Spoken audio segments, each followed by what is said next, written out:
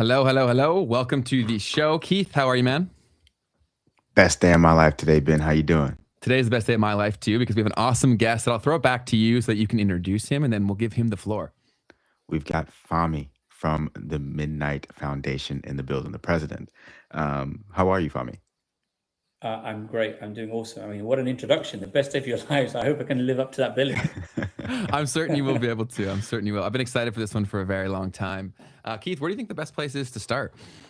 Well, Fahmi, you have a pretty extensive background in finance first, and then also in the blockchain space. So I really wanted to hear you dive into a little bit of how you've seen, well, when did you first find blockchain and how have you seen the industry evolve to where it is today?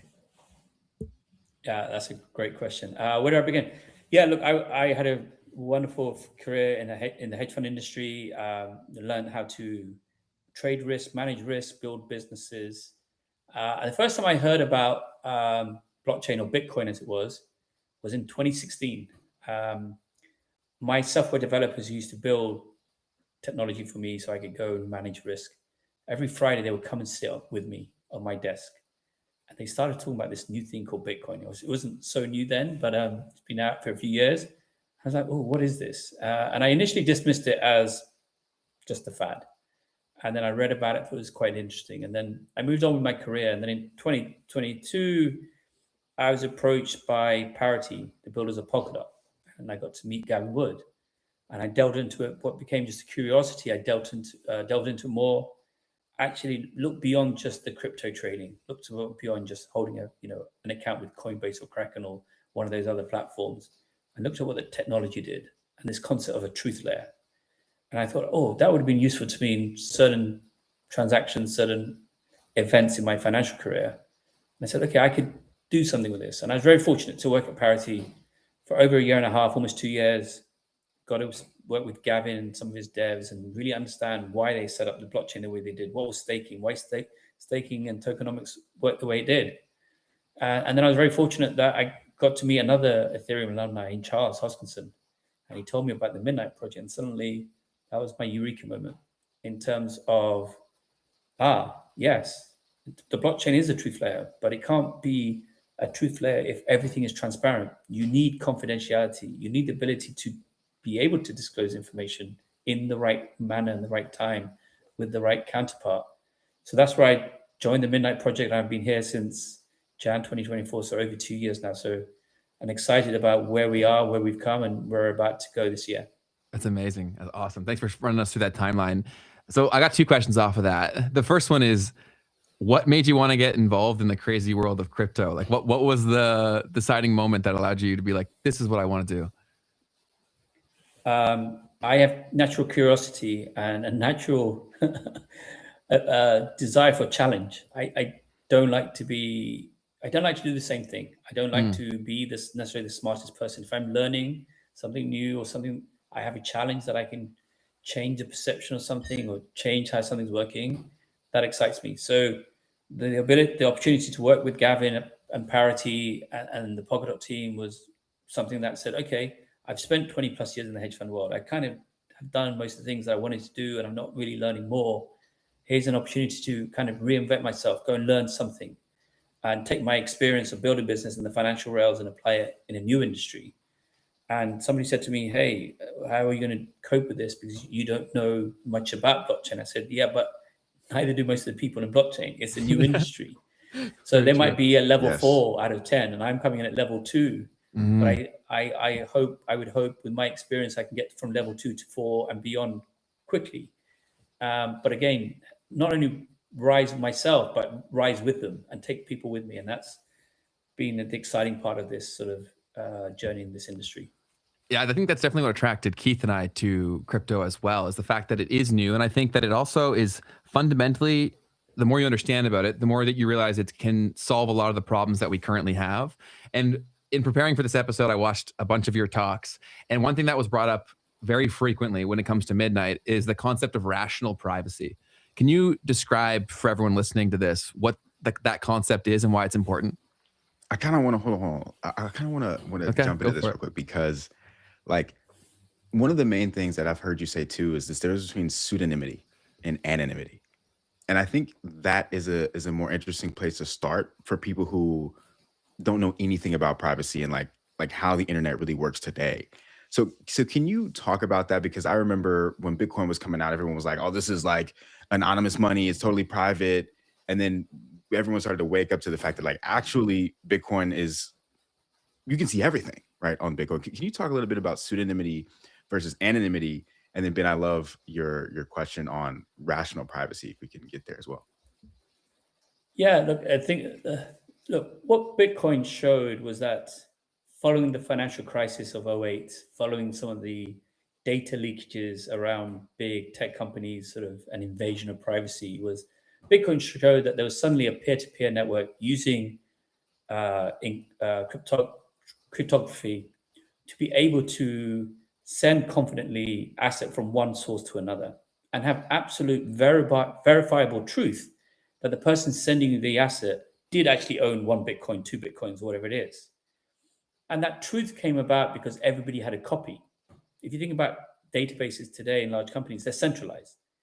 Bank accounts, they're centralized. The bank decides whether they will open an account for you. The bank decides whether you can pass KYC. The bank decides whether you can continue to use their operations. Tech companies, when you upload photos to social media platforms, they own your photos, not you. They get to decide how they harvest your data and market it. So here, the first time, you could move away to a decentralized technology, but everything was verified because everybody had a copy. It was no longer centralized, it's decentralized, but because everybody had a copy, everybody knew what that account was doing. They might not know that account belonged to Ben or to Keith, but they knew that account had 10 Bitcoin, or that account had moved 10 Bitcoins to 2 Bitcoins. And we see it even today. In the last year or so, we've had lots of news outlets report, oh, this big Bitcoin whale suddenly moved something from a wallet that they hadn't touched for 10 years to an exchange wallet. And that gives an indication that that person might be willing to sell the Bitcoin, which might then trigger other people to want to sell their Bitcoin before the big whale sells. Now, in traditional markets, you get to do that behind closed doors. You get to do that. Some of my large clients would move money to me, ask me to make large trades in the market. And the only people who then know that beyond the client was the banks I go to speak to say, hey, I've got about $500 million of assets I need to sell. Can we work it in the market this way? They didn't know that it was happening. They just saw the trades feed in. There's so many signals, and that anonymity, I think, is not a shield. It doesn't protect you. And in fact, it gives you more risk. And if you behave in a certain way, at some point through data analytics, you can track back who the owner of that wallet might be. Because even then, your IP address linking to the wallet, all of that can be discovered. And suddenly you go, oh, it's somebody sitting in Washington State or somebody sitting in London City here in the UK. So I think that's where, and again, I think Satoshi in some of those early forums and other people who were in that scene back then said, he spoke about the fact that privacy was the missing element. So when I think about privacy itself, and we talk about it at midnight, it's not about obfuscation. Privacy is about choice. When you have rational privacy, you have a choice about what information you're willing to share at what time. Often that information you're sharing is to open gateways, whether that's trust, creating a confidence with an individual, opening a transaction, something of that type. So we do that every day. Like when we started this session, before we started recording, we disclosed that, Ben, I hope you don't mind, you're in Toronto, Keith is in Nashville, I'm in London. But we did that just to create a sort of an initial bond, a level of trust, a level of, to create a relationship. I could have said, sorry, I don't want to tell you where I live. I don't want to give it that away. But I was rational about that choice to share that information, to create that bond, to make this conversation, this dialogue a little bit simpler. And when you think about, just extend that. So it was an idea I had earlier today. I've been asked to join a round table to present what is midnight. I thought about playing poker at that table, but with all the cards face up, and asking all the players to play poker with all the cards face up. That is blockchain technology for you today. All your information is out there. So people betting against you know what you're doing. You would never play poker with your cards up. You see them on the professional tables. They're all, flipping the cards under the table, that kind of stuff. That's what midnight allows you to do, is allow you to play poker with that privacy, where you can disclose your cards at the appropriate time, but have absolute proof that there were only 4 queens, 4 jacks, 4 kings, and 4 aces. That is what midnight does at a technology level, if you transfer it into like a real world example. Very well said. Very well laid out. I wanted to take some of that and think about the ways in which this isn't the standard today, right? When it comes to online platforms, we think about everyone's on TikTok, everyone's on Facebook, Instagram, right? And we don't have this rational privacy. We don't have, you talk about how you have to opt out, right, of sharing data and stuff in the current landscape. Can you talk about some of the dangers of the way that we're kind of doing these online interactions today, and maybe where there's opportunities to change how some of that works? Yeah, look, ultimately, I think when people talk about commodities, and again, coming from a financial background, people often think of commodity as being physical assets like oil, gas, copper, gold, silver. Recently in the markets, we saw gold and silver have reached all-time highs, and people are talking about it. But the biggest commodity you have is your data. Every day we are exchanging our data. It's a digital fingerprint. And large corporations have monetized that data, our data, to become very wealthy, to pay their executives, to pay their shareholders. And yet the people whose data it is get very little back beyond a simple service. And sometimes it's overlooked because platforms give away that technology for free. And because it's free, we assume, I can't do any harm. Who wouldn't take something for free? But we have to recognize, unlike the Luther Vandross, Janet Jackson song, the best things in life aren't always free. People are taking away from you. So when somebody gives you something for free, you've got to question why and what they're doing. And we've seen how that data can be exposed. Now, there are often good security reasons for that, but there are often not really good reasons for that. And I think you see that with social media usage.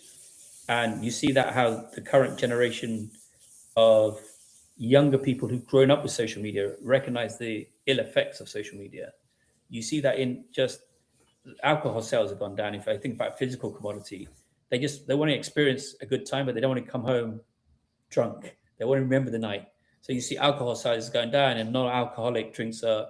So as generations shift and people get used to the effects of services, free services like technology, they start to question, what am I really getting from it?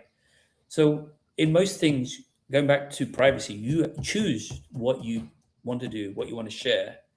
So this concept of people automatically taking that right away from you and you having to choose to opt out just feels economic the wrong way for the individual.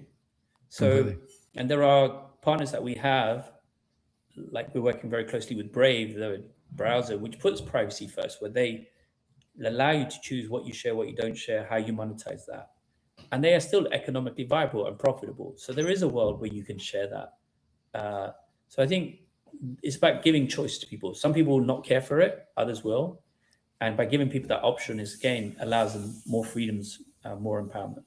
Oh, 100%. That's a topic that we bring up on this show very consistently, about how the last wave of tech kind of just convinced people that things should be free because people didn't really understand what it was they were signing up for. But I think we're now paying the price for all of that in the lack of privacy, the societal issues that are rampant everywhere. And so people are looking for choice. How do you explain to people that there is an option, right? Because when we hear about midnight, like, it sounds fantastic, but it's like, how do you break that barrier of like, that's actually an option? Because I think most people have just kind of written it off and they're like, big tech knows everything about me and that's just the way that it is. It's difficult, let's be honest, because again, these large tech firms, large corporations, they've got a wealth of money behind them. Oh yeah. It's, again, I want to draw a funny analogy here, or a strange analogy, but bear with me. It's like smoking when it was first sold to people back in the 30s, 40s, 50s, 60s. It was they put product placements in big movie stars would smoke on screen. The large corporations, they kind of paid for research that said smoking does you no harm. And then as time and medicine and research has evolved, people recognize, actually, it wasn't good for you. It isn't good for you. And the same is true of, the impacts of technology. There's good technology, there's bad technology. The impact of social media on people's mental health. I mean, everybody's used to doom scrolling. It just, you sit there.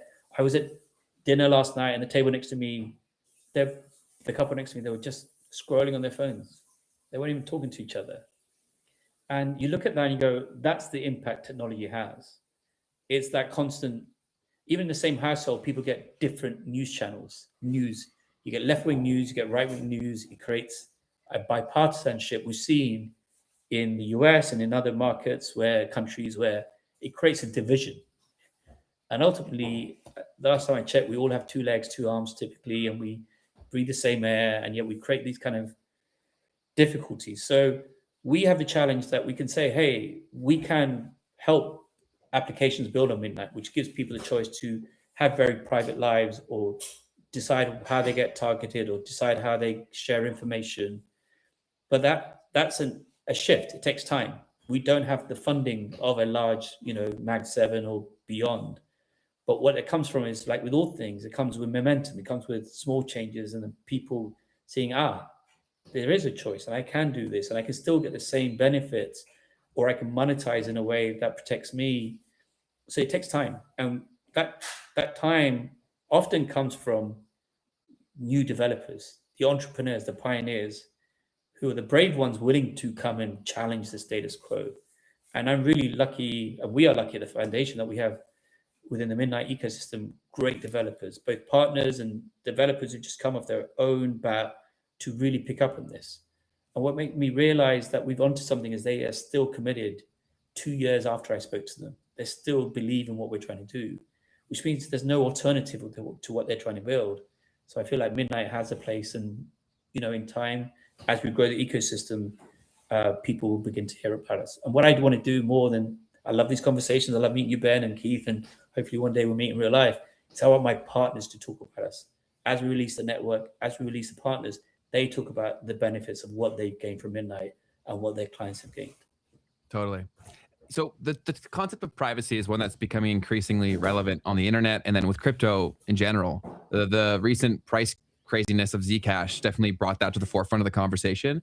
And so a lot of people have this misconception about what Midnight is versus, say, what Zcash or Monero is. Can you explain the value of having programmable privacy rather than just private transactions? Yeah, so if we're talking about privacy in crypto, there's a range. And I'm not saying one is good, one is better. We just happen to do something that's different, which I think gives people options. So you have private networks. JP Morgan connects us. You have others, large banks creating their private network. The problem with private networks is, although they say they're decentralized, they're still permissioned. Somebody gets to gateway in, and then maybe they get to see the information. So how is that any better than current databases? I mean, it gives you instant finality maybe, and some sharing of information, but that silo impact and the permissioning is something that needs to be overcome. Then you have the likes of the Zcash, Monero, who showed that you can use zero knowledge technology, which is the heart of what we do at Midnight, to transfer shielded transactions. But the tokens at Monero and Zcash tend to be tokens that carry value. And because of as such, regulators and regulated counterparties get concerned that they don't know where the source of funds are coming from.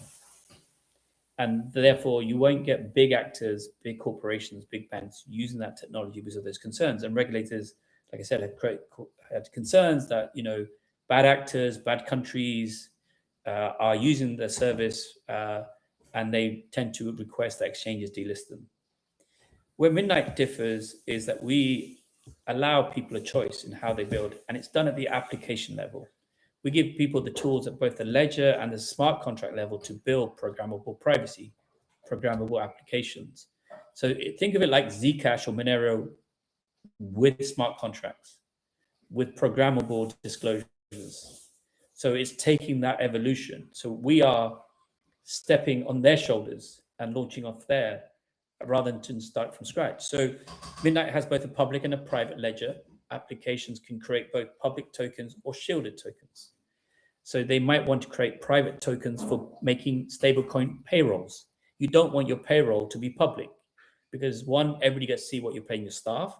So when you're negotiating a new employee to come on, they know what you're paying. So that disadvantages you.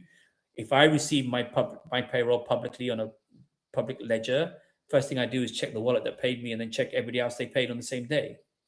And suddenly, if on the distribution chart I'm on the left-hand side, I don't feel as valued as everybody on the right-hand side. So that's a bad thing for culture. So imagine a world where you can create a shielded private stablecoin at midnight.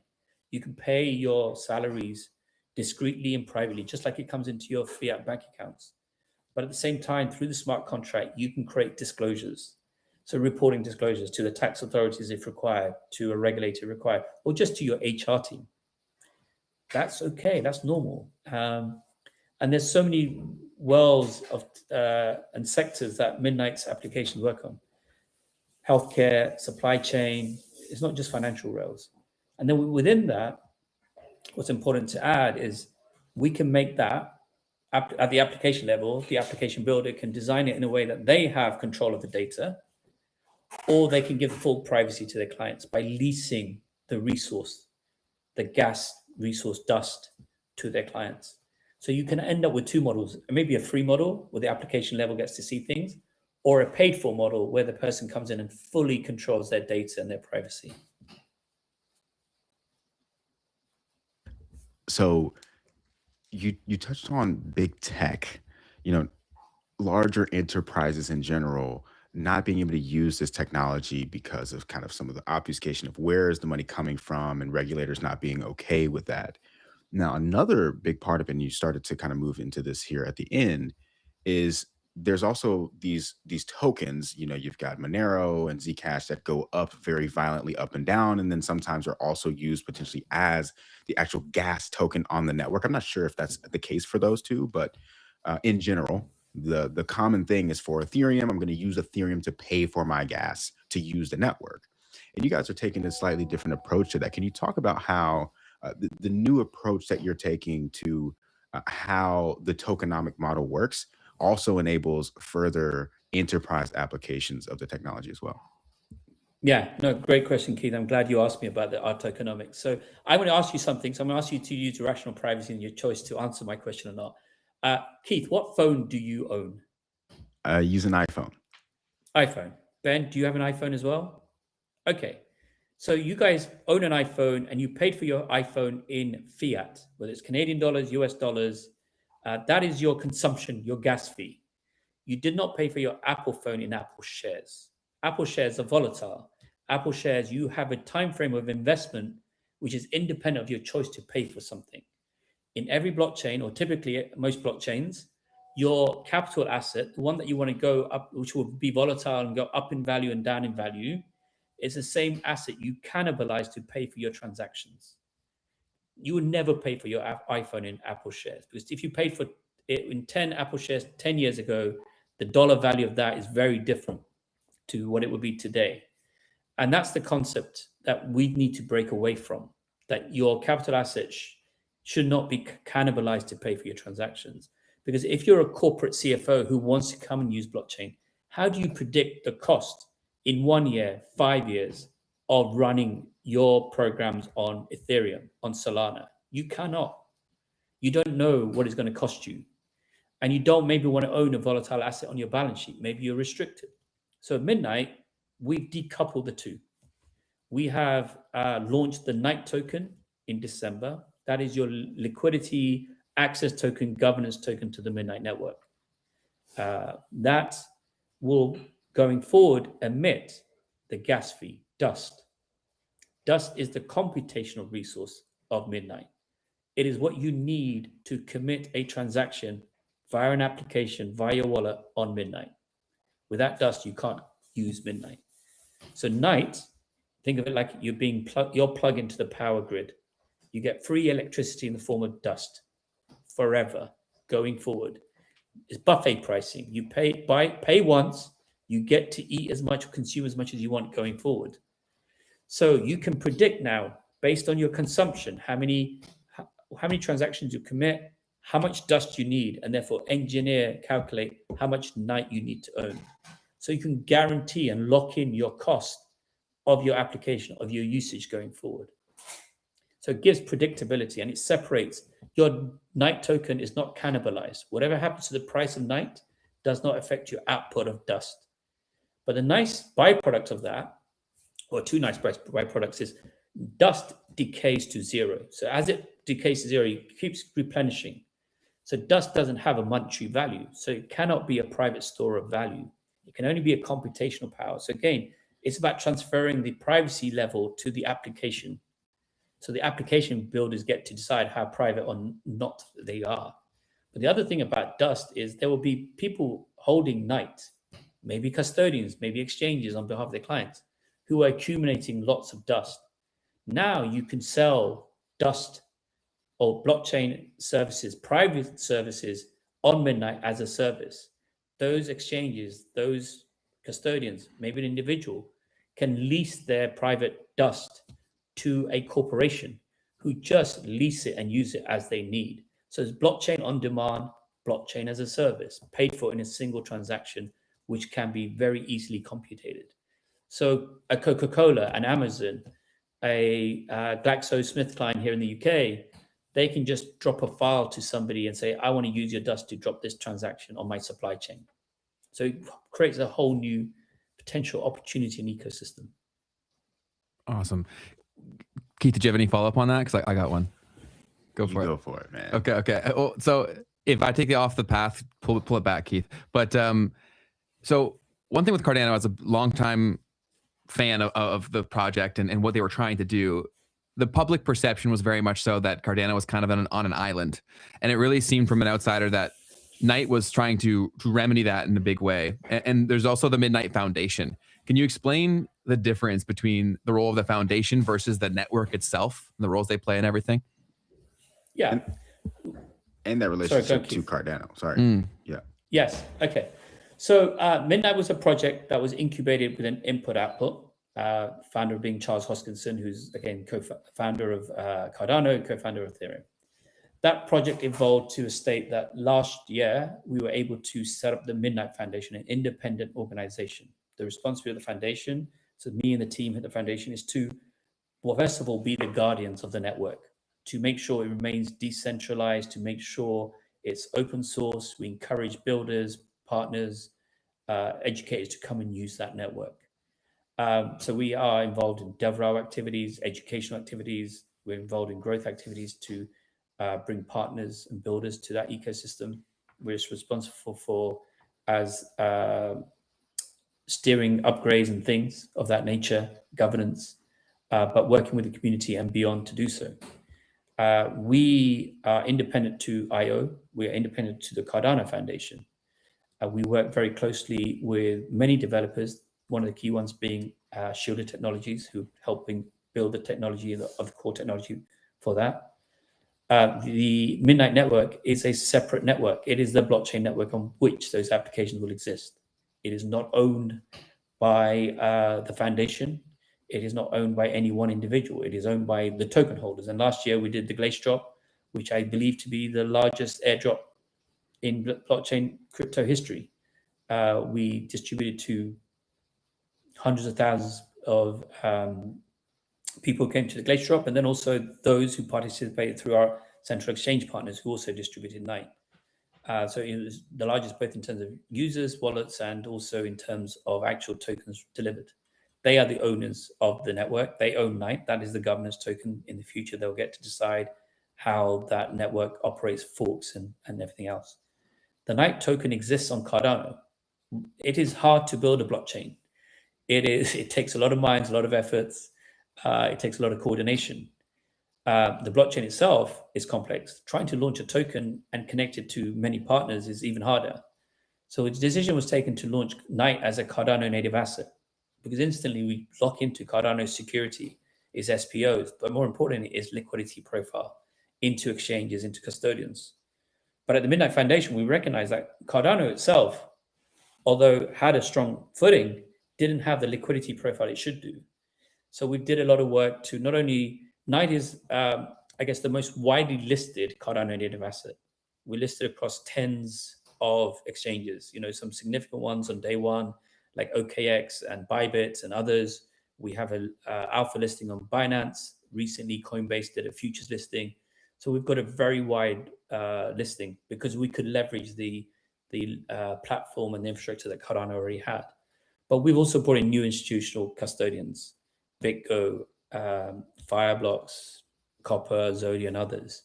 We are working, as has recently been announced out on Cardano's side, but the same information news will be released soon, of bringing stablecoin providers to that ecosystem, bridge operators, Oracle operators, and we're talking tier one counterparts.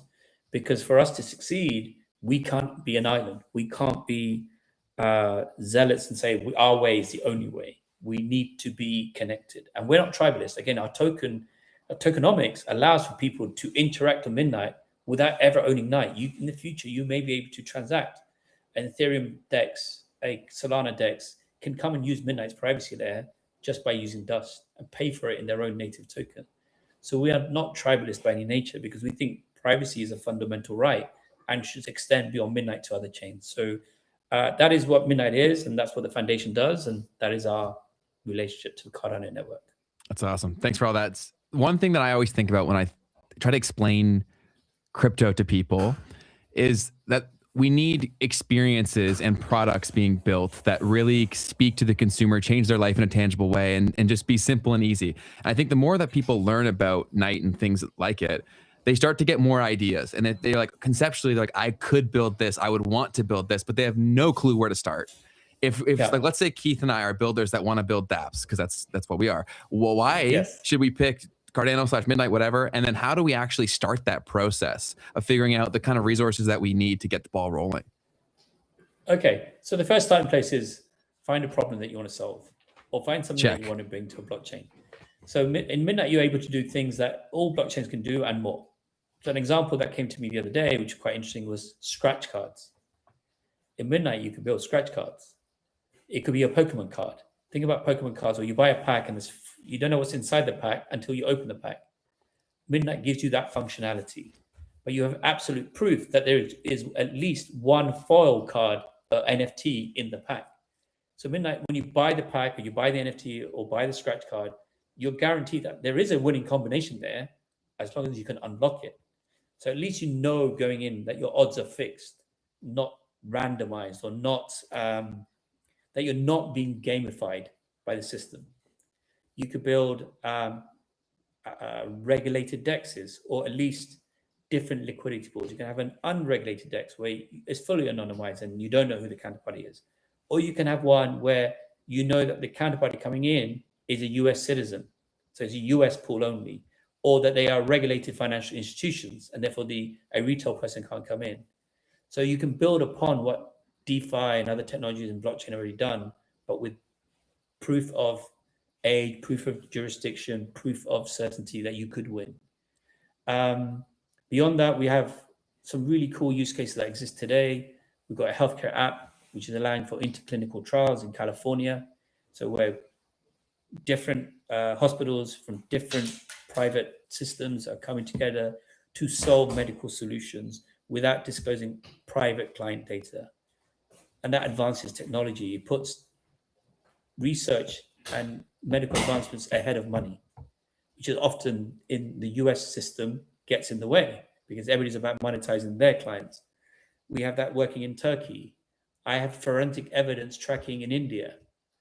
So all of these need privacy. Mm-hmm. You don't want to disclose the victim's information to anyone. You don't want to, maybe in a world where there could be corruption, information of the forensic officer or the police officer. You want to be able to track that with absolute truth without giving away sensitive information. So that's a really cool use case that I found out about in Singapore last year when the gentleman building it. So there are many things you could do with Midnight. So it's not, the question is not what can you do, is what is the limit of your imagination?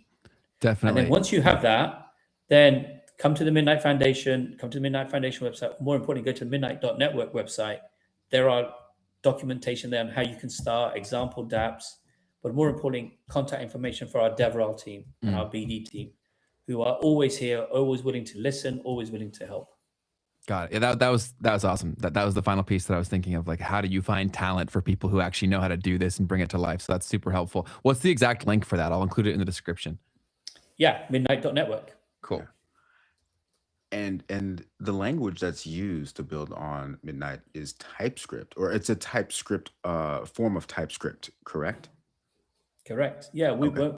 when we start designing, so the superpower is not only the ledger that allows both public and private states, but it's a smart contract language. It's compact. Compact is written to look and feel like TypeScript. So it has a wide range of audience, not just Web3 aficionados, but people in Web2. Anybody can pick it up relatively easily. But the way that designs, it allows the disclosure of proofs to open gateways to more transactions, to more opportunities. And that's, again, being designed and developed by a very experienced team who have come from, 20, 30 years in the industry. Love it. So that medical research example, I've heard you go through that before as well. The beautiful thing about this, right? So you've got two different, imagine, research institutions. They're trying to solve their patients' problems, and they may be able to share information about their patients without having to share the information, right? Sharing what's important about that information without revealing the identity of these individuals. But then you also pointed out that in the situation too, there's information that can be being shared without competitors knowing that that you're sharing this information and what it is that you might be trying to derive from the things that you're doing when you're sharing this information. I wanted to bring it back to an analogy that you were using earlier about the cigarette companies, and I wanted to take it a little bit further because you envisioned, how the cigarettes were being sold to everyone as this amazing thing with no problem. But then also, let's imagine that you had people that were just sitting out in the middle of the streets handing out cigarettes, right? And they're just like, here, take a cigarette, no worries, no problem. And then they're taking the information of everyone who's taking those cigarettes, and then they're selling that data to like an insurance company in the back end, right? Yeah. So that's how I look at, that happened. That happened. That happens all the time, and that's the thing about networks and databases. People sell them, people monetize them. They look for behavior. They look for. So the nice thing about with Midnight is with any kind of research, the more numbers you have, the more statistical certainty you have of something, of an outcome. And therefore, when you can get collaboration this way, where you've got competing health companies working together for the right outcome, how they go and analyze that data and come up with the result is up to them. But at least they're starting from a strong statistical base. And that for us, is good for them, but also good for the patient, but also more importantly, good for all of us. If it leads to better, faster medication or health solutions, then we all win. So that's the benefit of technology. That's the benefit of being able to share information in this way. 100%. Yeah, and we talked about the Glacier drop briefly, but I would love to double down on that because that was a big undertaking for you guys that took a lot of time and effort. So can you walk us through what the Glacier drop entailed and what that actually meant for people who held the other cryptocurrencies that were associated? Yeah, absolutely. So when we started with this project, as you said, we designed the tokenomics. So one, it helped in terms of how transactions could be presented, shielded or not shielded. But then when we realized it allowed others to come and use that technology too. So as part of the Glacier drop, we took the view that this should be owned by the community or by the builders. In fact, often, many blockchain sort of ventures go and raise money from VCs and private equity. We've got one backer, and we decided to give away 100% of the supply to begin with. Theoretically, 100% could have been claimed, and we gave it away across 8 different ecosystems because we wanted builders not just from Cardano to come and build. We wanted Ethereum, Bitcoin, Solana, Arbitrum, and others to come. 8 ecosystems in total. We gave them the chance, if they came and proved, we did a scrape, which we then did a compliance review of. Those eligible wallets from those 8 ecosystems, we then determined a prefixed number of night tokens they could come and claim. And based on that, their size and their ecosystem, they could claim a certain amount. If they could come and prove during the Glacier drop period that they were the owner, again, without disclosing any sensitive information to us, of that origin wallet, they could come and claim their night. It's nobody else could come. They had first rights. After that time period lapsed, then we allowed anybody from any ecosystem to come and mine for the remainder. And then they could lock that up. And then the rest of that, after their work was done, whatever was remaining, then splintered into the different ecosystem constituents. Like the foundation, we got some tokens. There was a risk we'd get nothing if it was 100% successful. But we, as a result of the claims, we got a little bit. Some went to the token generating entity to support conversations with exchanges who wanted to support the Glacier drop and make sure that was distributed to their clients. And the rest went into online treasury, online reserves, and online sort of token awards for future staking and so on. Yeah, 100%. It was definitely a different approach than I think most projects take, but it was very aligned with the general thesis of the project, which I think made it make a lot of sense, even though it was a ton of work, I'm sure. I think that it really speaks to the validity of the desire behind the effort. So yeah, thanks for walking through that. Keith, what do you have next? Yeah, I mean, like, this is a really important aspect of all of this, right? Because a lot of projects, what they do is, and you talked about, Midnight doesn't have the pockets of big tech, right? But relative to crypto, you guys have a pretty important backer that I've heard you say gives you the time to do this the right way. And by taking this approach, this is exactly what you guys have already started to do, because the idea here is most companies, they raise money. And when you raise money from these outside venture capital firms, you've got a new set of mandates, right? You got a new incentive around this token, because now you've got a backer who wants to get liquidity from that token. They want to make a return, right? Very quickly, Yes. right? They've got investors that they are responsible to. They've got their own internal shareholders, right, that they have to be responsible to. And so the incentives are totally messed up when you take that outside venture capital money. So I just wanted to highlight how important it really is that there isn't some entity that's sitting here ready to dump, this token on the market. And in fact, a lot of the distribution of the token has already happened, besides to the people that are going to be providing validation to the network moving forward, from what I understand. Yeah, that's correct. So for us, you're right. When an investor comes in, if I go back to my old days, you're looking for a return on investment, an ROI. And when you think of an ROI, you don't think of that in infinite time period. You think about it in I put this much money in, I want this much return in this period of time. Any delay in that time period means your ROI is diminishing. So when you do get external money, it's not only true of crypto, it's true of any industry. It puts a time pressure on you to deliver, and therefore sometimes you make shortcuts. Sometimes you cannot be as true to your origins as you'd like. So we have one founder, visionary, who started this project. We now, as an independent organization, have to carry that forward. Still working closely with the partners in the ecosystem.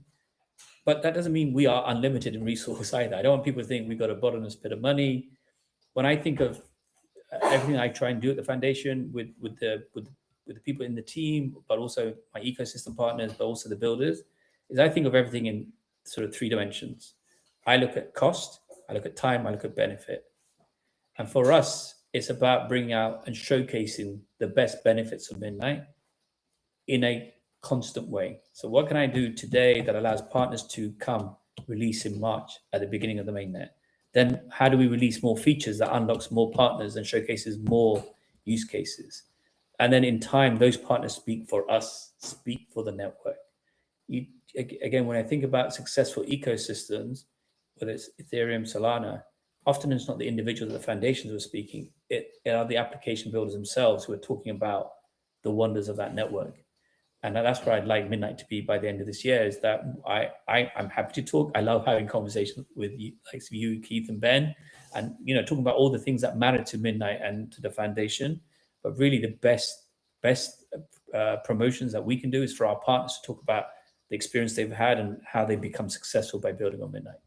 100%. Yeah, we've got some great questions in the chat, so we're going to ask you a few of those because I think there's some good ones. So this is a really good one that I think a lot of people have. Which is more important, ADA or Midnight? And they followed up with the question saying, or is that the wrong question? So how would you respond to that? I'm at the Midnight Foundation, so my only interest is in Midnight and what we do in the Midnight Network. So You're asking probably the wrong person, the wrong question. Totally fair.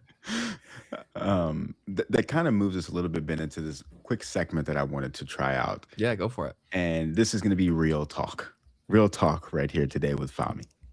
So my question on that is, this one is not a hard one. This isn't a crazy left field pitch, but is midnight an L2 on Cardano?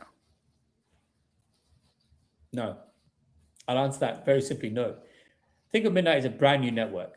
It's an L1. You can come and build on Midnight natively. You do not need to have any presence on Cardano or any ADA to participate and build on Midnight. I would think of Midnight, rather than being an L2, being an L0. We can be a meta chain, a privacy layer to every network, not just Cardano. Like, if the only thing we do is provide an MFA, a multi-factor authentication, to every application on every network, which is the one thing they come and do, just ping us for that, then we win. Think about every network building an ID solution. If I'm a corporation or a user, I have to onboard with how many different ID solutions to use, how many different applications, how many different chains. Whereas you could find one provider who builds that solution on Midnight, and because of the way the tokenomics are designed, every application, no matter what network, Cardano or beyond, can come and use that service. So it's a one-stop shop for a single solution that everybody's looking for. And that is success. Sometimes people want to be everything. Every chain wants to do everything. And sometimes you just need to find one solution that fits everyone. So I think of ourselves as an L1 or an L0 as opposed to being an L2. Love it, man. I appreciate it. So the next question I had, and this one probably hits a little bit home for you. What are your thoughts on this push towards digital identity? What are your thoughts on that? It's quite a powerful topic and quite a controversial. I was recently invited to the House of Lords here in the UK, one of the highest layers of government, about introducing a digital ID in the UK. And when you get into that space, you have to be very careful about civil liberties and human rights. It becomes, if it's done in the wrong way, it becomes a form of centralized control or monitoring. It comes back to the debate about stable coins or, CBDCs, that kind of thing. Today, we can use cash and do whatever we want to do with the cash, and nobody tells me how I can use it, or nobody tracks it. The problem with putting everything digital is suddenly people have all eyes on you, and whether it's your ID, whether it's how you spend your cash and other things. I think of a world, and maybe this is naive, where you can carry your digital identity in a trusted execution environment. That might be your mobile phone. That might be a container within your mobile phone that nobody gets to see. And then potentially with Midnight, you can provide proof of who you are, where you live, and all the things you need without disclosing too much sensitive information. Imagine having to enter a casino. We're all used to using Apple Pay. You both said you've got iPhones. Apple Pay, you just tap and go. You do the different things, whether you're using the metro, whether you're paying at your local groceries. Imagine a world where as you walk into the casino, you just tap on your phone, and it provides a proof that you're over 18. It provides a proof that you're from a jurisdiction that allows you to enter the casino, physical or digital. And it provides a proof that you have the right credits or funds to go and participate on that table, that roulette wheel. That's where digital ID, done in the right way, with the right controls, opens gateways, protects people, versus centralized solutions that can impinge on your civil liberties and create a big brother state. How does the average person push towards the positive outcome that you mentioned rather than the dystopian future that many people are concerned about? Can I be honest? The average person Please. Probably doesn't think about it. You think so? I think it's becoming increasingly more relevant. Maybe, but the way I see it is, in most walks of life, people like things, the status quo or comfort. Mm-hmm. People don't like to deviate from certain lanes. So it comes back to the pioneers, the people who are willing to go and use Bitcoin back in 2009, 2010, the people who looked at Ethereum. The pioneers are the ones, but what we got to do in pioneering is not pioneer with blue sky thinking or with technology, but with people and products at the center. If you put people and product in the center, then the average person gets to use it. Why are iPhones successful? Why have Android copied that kind of feel? Because it makes things simple. You don't have to think. It's easy. Everything Frictionless. is a couple of clicks away. We have to admit the UX experience of blockchain is not great. You know, everybody has to keep their seed phrase and all those different things. And yes, there are ways to obfuscate around that nowadays, but you've got to make the UX experience simpler. And then as people find it easy to use, then they question why they were doing it any other way. Why did I give away my ID and my data so freely when it could be so easily managed and monetized now in this private way? So until we give people that experience to live, it becomes harder. So yes, I think more and more people think about it, but I still say the majority of people don't really think about it. That's definitely fair. Until it comes and affects you. Yeah, no, I think that's definitely fair. I just think, especially within the UK, the topic's being brought up a lot more frequently of digital ID, and I think that's making people ask questions because it's a figure, it's a character that people can kind of conceptually understand, and so it's being talked about a lot more. But definitely very valid point. We had another question from the chat here, which is how there it is. How does Midnight ensure privacy guarantees can't be weakened through governance pressures? Oh, that's a great question. I wish I had a crystal ball. Look, ultimately, if you think about applications today, there are many in Web 2. Think about messaging applications like Signal, WhatsApp, Telegram.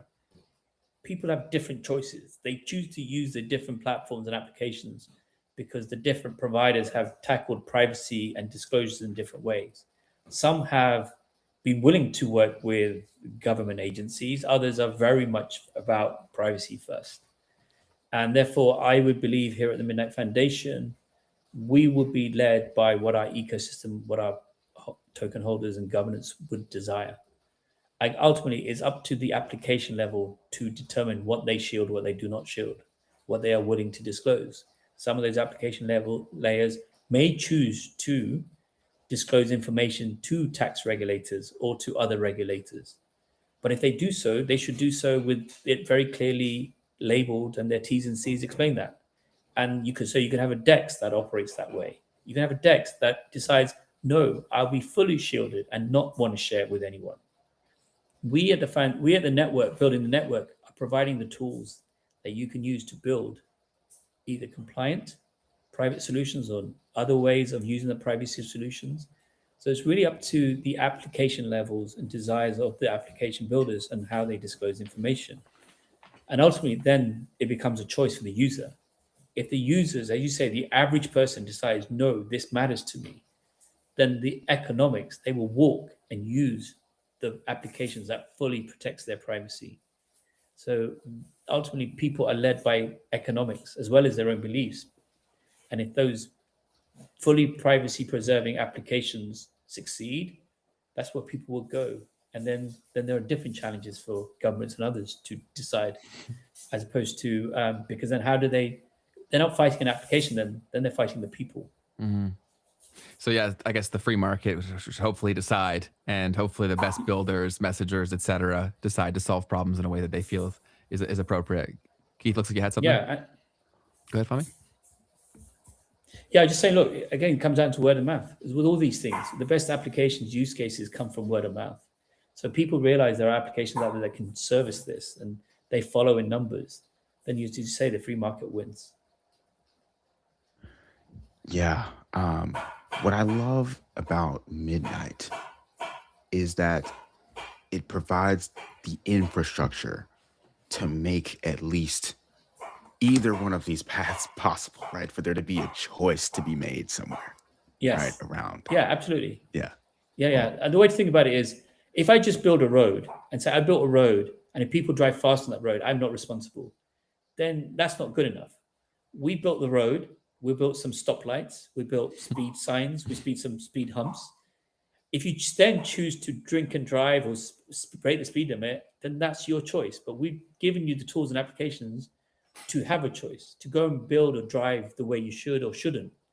And ultimately, that's what we're giving our application builders. We're giving them the choice of how they build the application, how they give the privacy either at their level or to their client level, how they allow disclosures, or how they interact with organizations and agencies.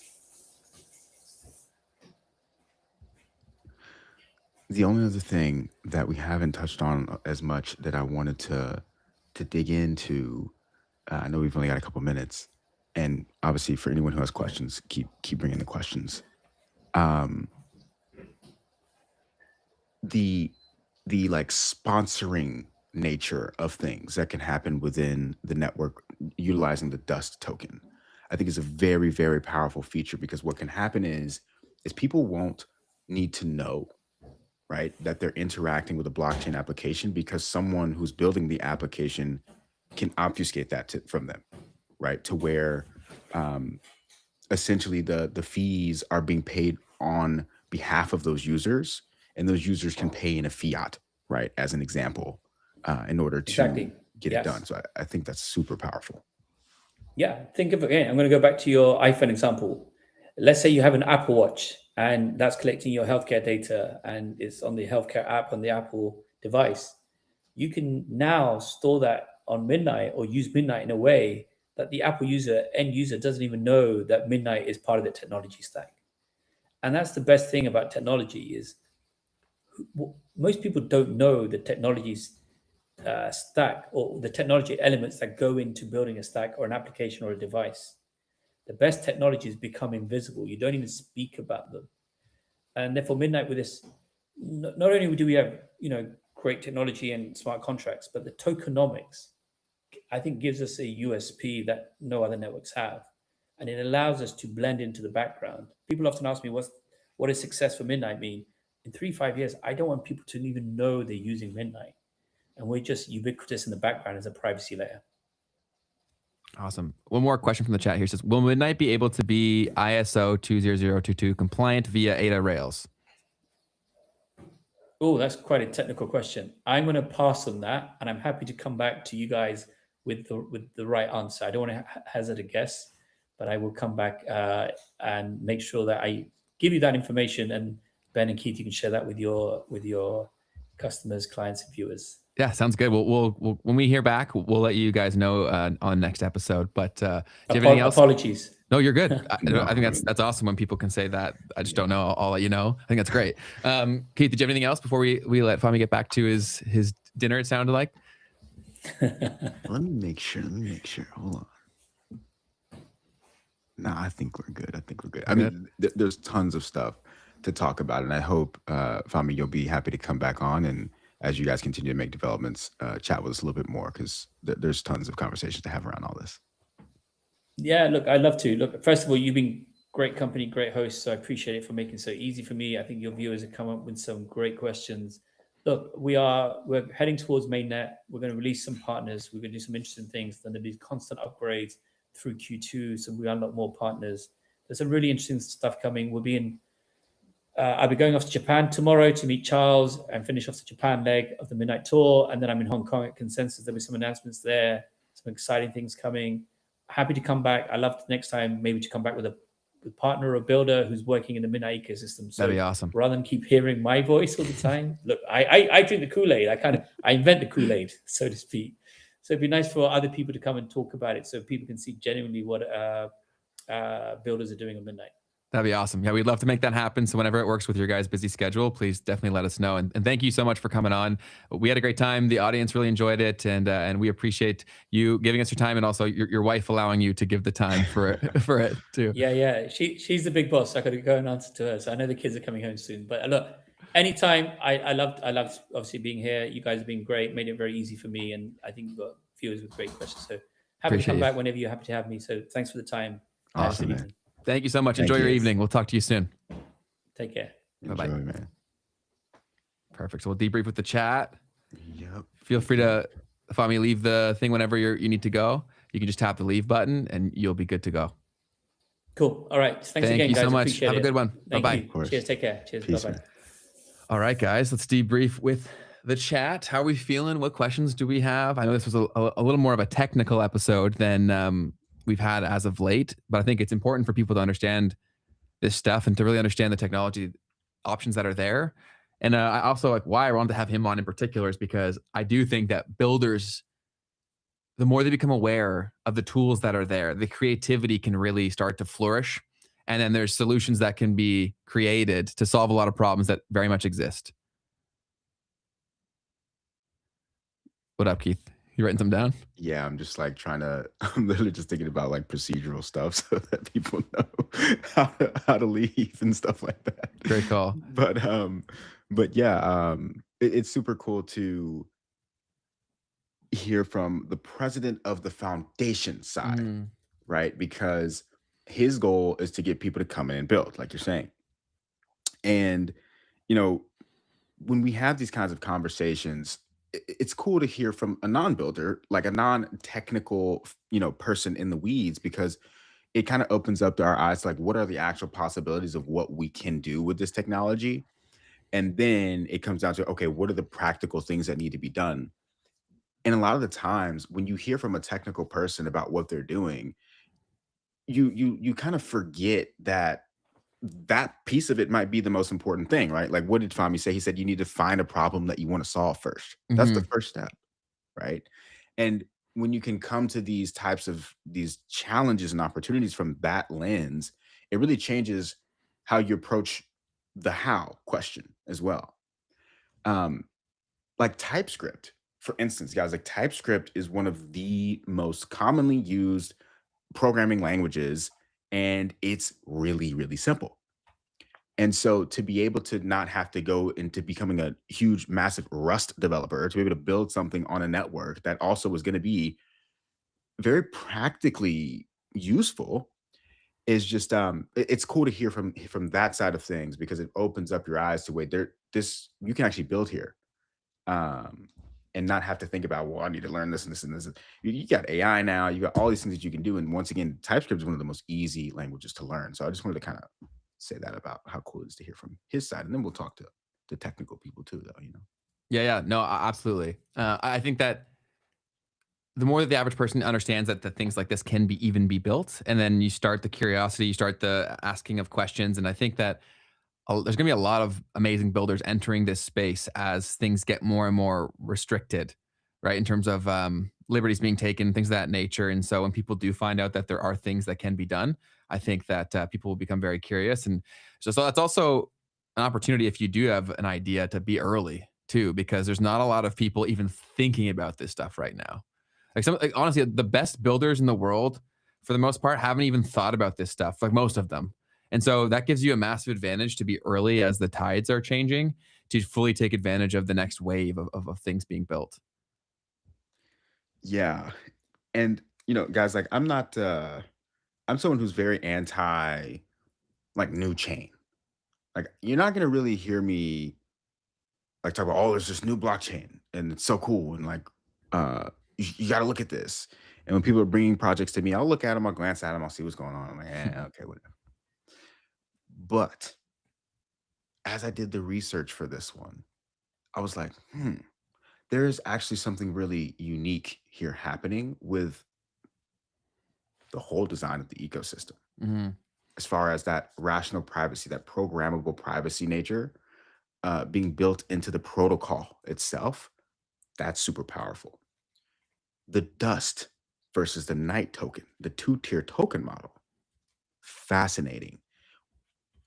The dust token it's not meant to be a store of value. It's meant to be a utility on the network. And so it decays, right? So if you don't use the resource, then it goes away essentially. There's a maximum amount of it that you can have at one time. And that just sounds so much more like an enterprise solution kind of a setup. And it'll be very interesting to see what types of applications are built on it. And I think it might be worth playing around with what that can look like myself as well, so just put that out. No, definitely. I think what attracted me to the concept was the fact that it does seem to be a potential solution for a lot of the pain points that are currently existing within crypto and the world at large. And I think they're going about it a pretty unique way. So it's definitely worth looking into if you've ever had any sort of inclination to build something like this. But do we have anything else in the chat? But yeah, I think you're right, Keith, that I'm so excited to see what people build. not necessarily just with Midnight even, but like the future of Web3 is something that I'm so fascinated, because I think that this is probably the year, this or next, where the mainstream kind of becomes aware that this is where things are going with the financial world, and that amazing builders start entering the chat. And that's how we get experiences that bring the people and the users too. I'm seeing Sir Night Night. You had a killer question there. And if only we had gotten that one in before he left. He said, beyond ZK proofs for transaction data, Mhm. what network level obfuscation does Midnight use to mask users' IP addresses? Oof, brother. That would have been, I can send that over in an email as well and see if we can get an answer for that too. Yeah. Yeah, that's a really good one. Because that is always the way that I'm talking about this stuff. That one video of what they won't tell you about crypto or whatever. It's like with Bitcoin, it's super easy because not only do I have your identity through the pseudonym being your wallet address so clearly there for everything that you're doing with that wallet, but yeah, if I can then immediately just match your IP address, then I know your whole history, not just whatever transaction I'm interested in. I know the whole chain, right, of what's going on.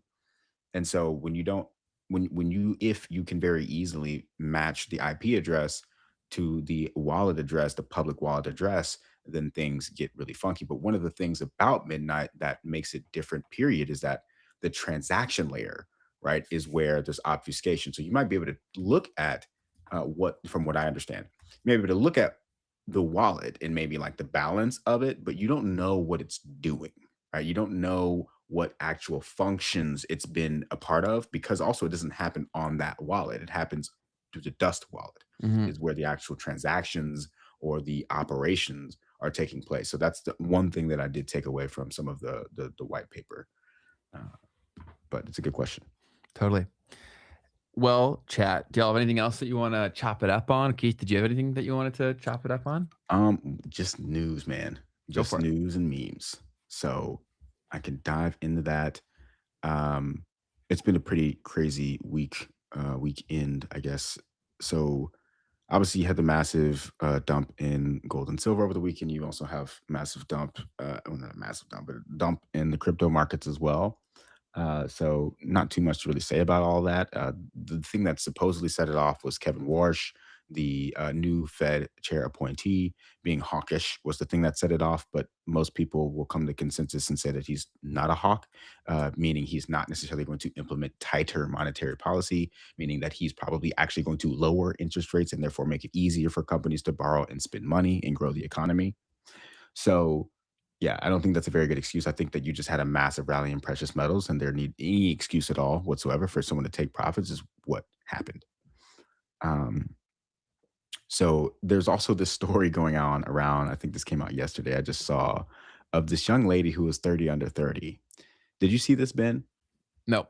Okay, so another 30 under 30 person being indicted for fraud.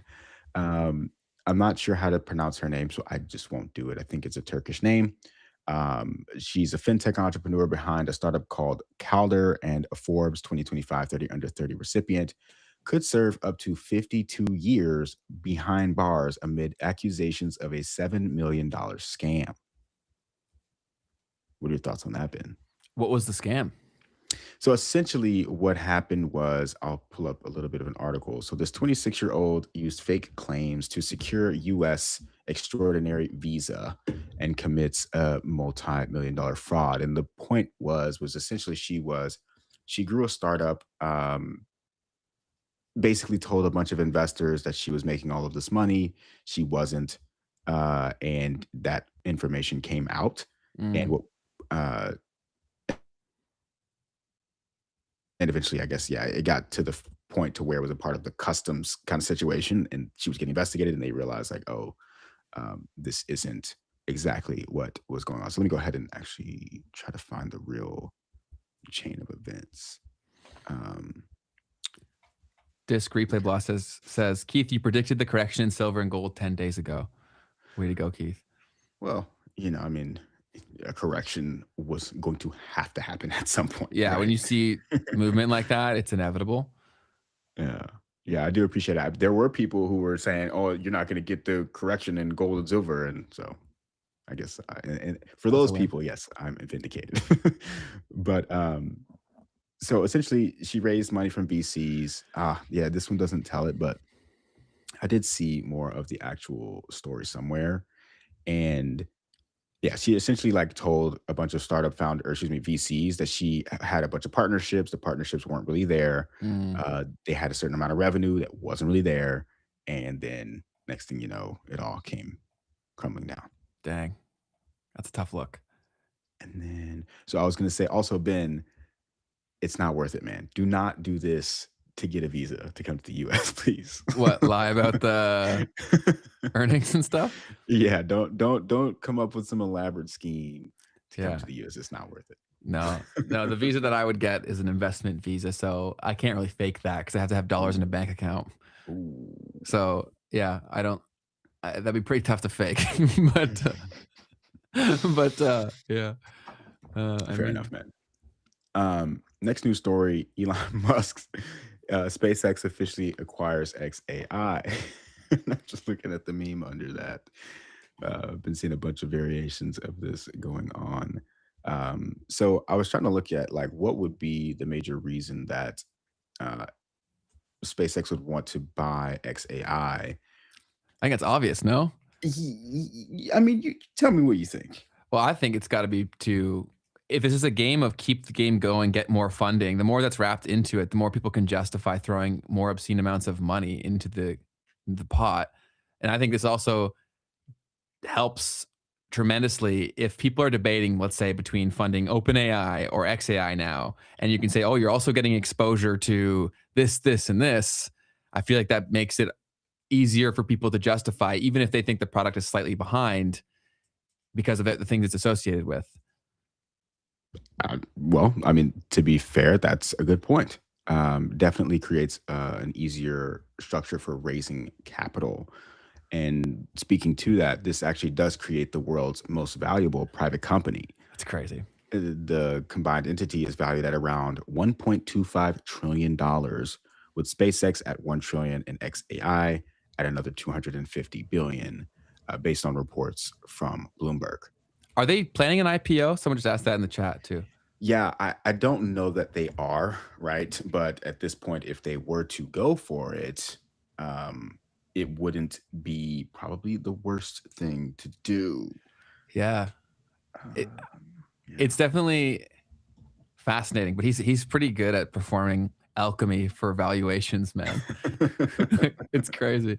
SpaceX is supposed to IPO this year, so that helps with valuations, right? Yeah, it definitely should, man. Especially, I always find it so funny how when people who say that crypto is like pure speculation, which obviously it is, but the fact that they say that stock investing isn't the same sort of thing, it's like, I've never really understood that, especially when these companies are trading for unprecedented multiples on earnings. Like, how is that not speculation too? Yeah, no doubt. I mean, yeah, when it comes to the private markets, you have crazy amounts of that. And then once you're obviously taking some of these companies public, I mean, what happens most of the time when you get an IPO is the price, it reaches a peak for many years, right? During that IPO. I think like most IPOs, I believe, typically you're not going to make money on buying that at the IPO for a very long time. There's actual data that's done around that, but I don't have it off the top of my head. Now, another situation that's been going on is we had that Claudebot, Moltbot, Moltbook thing going on. And because of that, there was this report on Polymarket that AI agents are conspiring to sell humans. And the odds of an AI being criminally charged are on the rise, with somewhere around a 10% chance on January 31st. Let me see. I'm pretty sure there's been updates on this, where something about not necessarily a criminal charge from AI, but rather that AI has like filed a lawsuit or something. I couldn't tell if that was fabricated or not. But so this, have you seen this page, Ben? Polymarket history? No. Okay. So I don't know how seriously to take it yet, but I'm gonna have to, I guess, figure that out. We're gonna have to do some checks on it. But they're saying that Moltbook AI agent sues a human in North Carolina with the allegations of That's gotta be unpaid. fake. Okay. Allegations of unpaid labor, emotional distress, and a hostile work environment. That's hilarious. My guess would be that's fake. Yeah. But yeah, it's a lot of that stuff that people were freaking out, but I still stand by that. It will eventually be crazy, but the whole Moltbook thing was, I don't think it was that interesting. Like, I don't think that anything that was done on there was all that crazy. Like, of course, the concept of what it will become is like mind blowing, right? In terms of agentic commerce and agentic everything. But what's currently there right now is massive hype. And that's kind of how Twitter operates. We've talked about that so much. Like, like Twitter used to be awesome like a year and a half ago, but when AI fully entered the mainstream chat, because it's constantly evolving slightly and everyone's kind of having their different branding element for a slight evolution, everything is like changing the world. And so it's really, you go numb to it eventually. So yeah, definitely worth paying attention to, but yeah, I did see someone out there also saying something very similar to that, Ben, where it was like, this is Twitter already. Like, what are you talking about? Also the privacy concerns with a lot of these things, people are not taking into effect, right? And if you're giving access to something like this, if it's malicious, or if someone who's malicious has found vulnerabilities in how this whole thing functions, which is, from my understanding, not that hard to do. You think of the things you're giving access to. If something has access to your computer, like, you could be wiped from like everything. So I don't think the juice is worth the squeeze, in my personal opinion. But hey, to each their own. I would say don't get caught in these Twitter hype cycles, because they are endless, and there will be a new one next week, I promise you. So always play around, be curious, but don't have panic, because that's always where they make their money, man. If I make you freak out thinking like your job is gone tomorrow, you're gonna freak out and go watch it. Yeah, I'm pretty sure JCal on All In, I think he did download it and had people using it. I'm like, dude, that's crazy, bro. Charles did too, I believe. But have you seen the beef between that guy and Palmer Luckey? Oh, a little bit. They're going at each other, dude. Yeah, they've been going at it too. Since I think the whole Epstein files thing came out. Yeah. Palmer Luckey was calling him out. He was like, I didn't mean to say the name, but the files came out. Yeah. You're good. They were going back at it and forth at each other. I don't know what JCal's problem was with Palmer Luckey, but Palmer Luckey is just like clapping at him back, right? Yeah. Which is, from what he had said, again, I didn't fact check any of this, so I'm so ignorant, but from what Palmer had read in terms of what he had said, it was pretty crazy, like the level of things that were being said about like personal jabs. And so again, Palmer could be like painting it in a very biased way, but from everything that I saw, I was like, dang, this is crazy. I can't believe people talk like this at the levels in which they're at. But I guess that's just a human nature thing. But we've had some good things in the chat here. So one person said, this is really good, by Sir Night. So Elon is merging XAI and SpaceX. He's going to launch orbital data centers into space to solve the heat problem these massive data centers create. That's a narrative that he's been pushing for a very long time. And he's so good at planting seeds for future enhancements to the valuations of his companies, right? Because like, if he starts the conversation that like, oh, we're going to do these space data centers, and he's not the only one. I believe Google's talked about that pretty openly as well. But he seems to have the best route to actually making it happen through SpaceX. And so that's going to do crazy for speculation. And then another person said AGI is probably at least 10 years away. I actually did an article on our Substack today about what I called the future-proof skill stack, or the AI-proof skill stack. And I do think that the thing with AGI in terms like that is that there's not one agreed-upon definition. Right. And there's also so much about how these things function that we don't truly understand. Right? When you ask, like, how does it get to a specific output? Like, a lot of the things that you would ask, they don't have good answers for. So how do you know when you've reached this arbitrary point? I don't know. People tell you that we did every other day. 100%. I still gotta peep that. I'm excited to read that one. That's on our Substack at memesandmarkets.com. Yes, sir. Free for right now. Our Substack is completely free right now. You can go to memesandmarkets.com. I posted the article 2 hours ago, so it's still hot off the virtual press. Hot off the press. I got a couple news stories. One of them, the U.S. and India came to some sort of a trade agreement. I don't even want to call them trade deals anymore. I don't even know. Bro, they last like 2 days.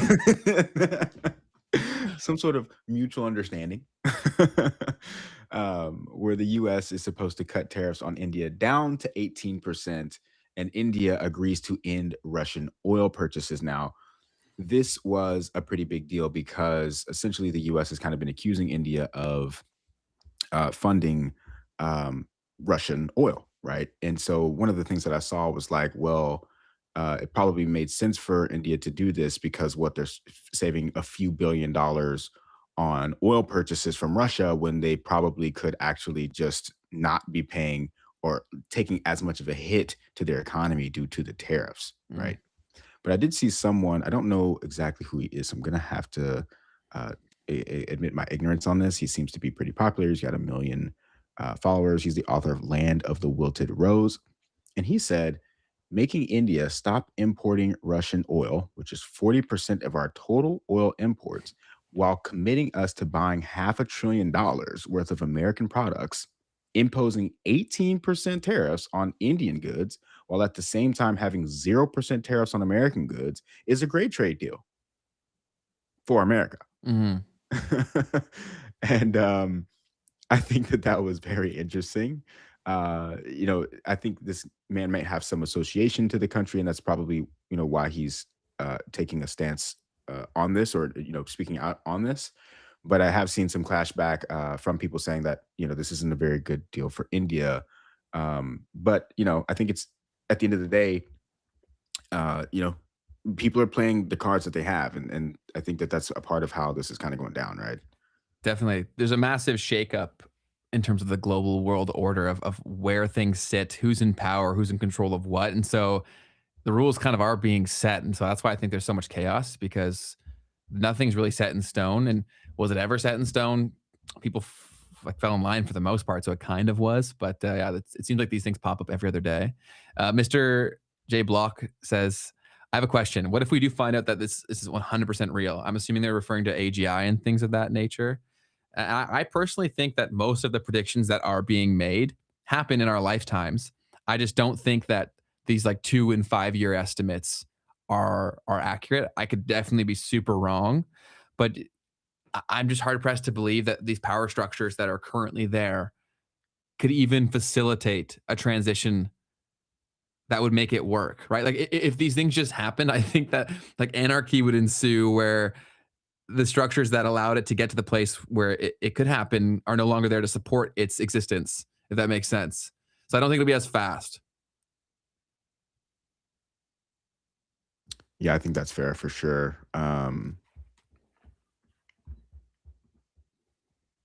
Yeah, I mean, it's an interesting conversation around all of that. I continue to want to get a better definition of like what HI really is, but it's definitely something that is above where I'm spending most of my time thinking. Mm-hmm.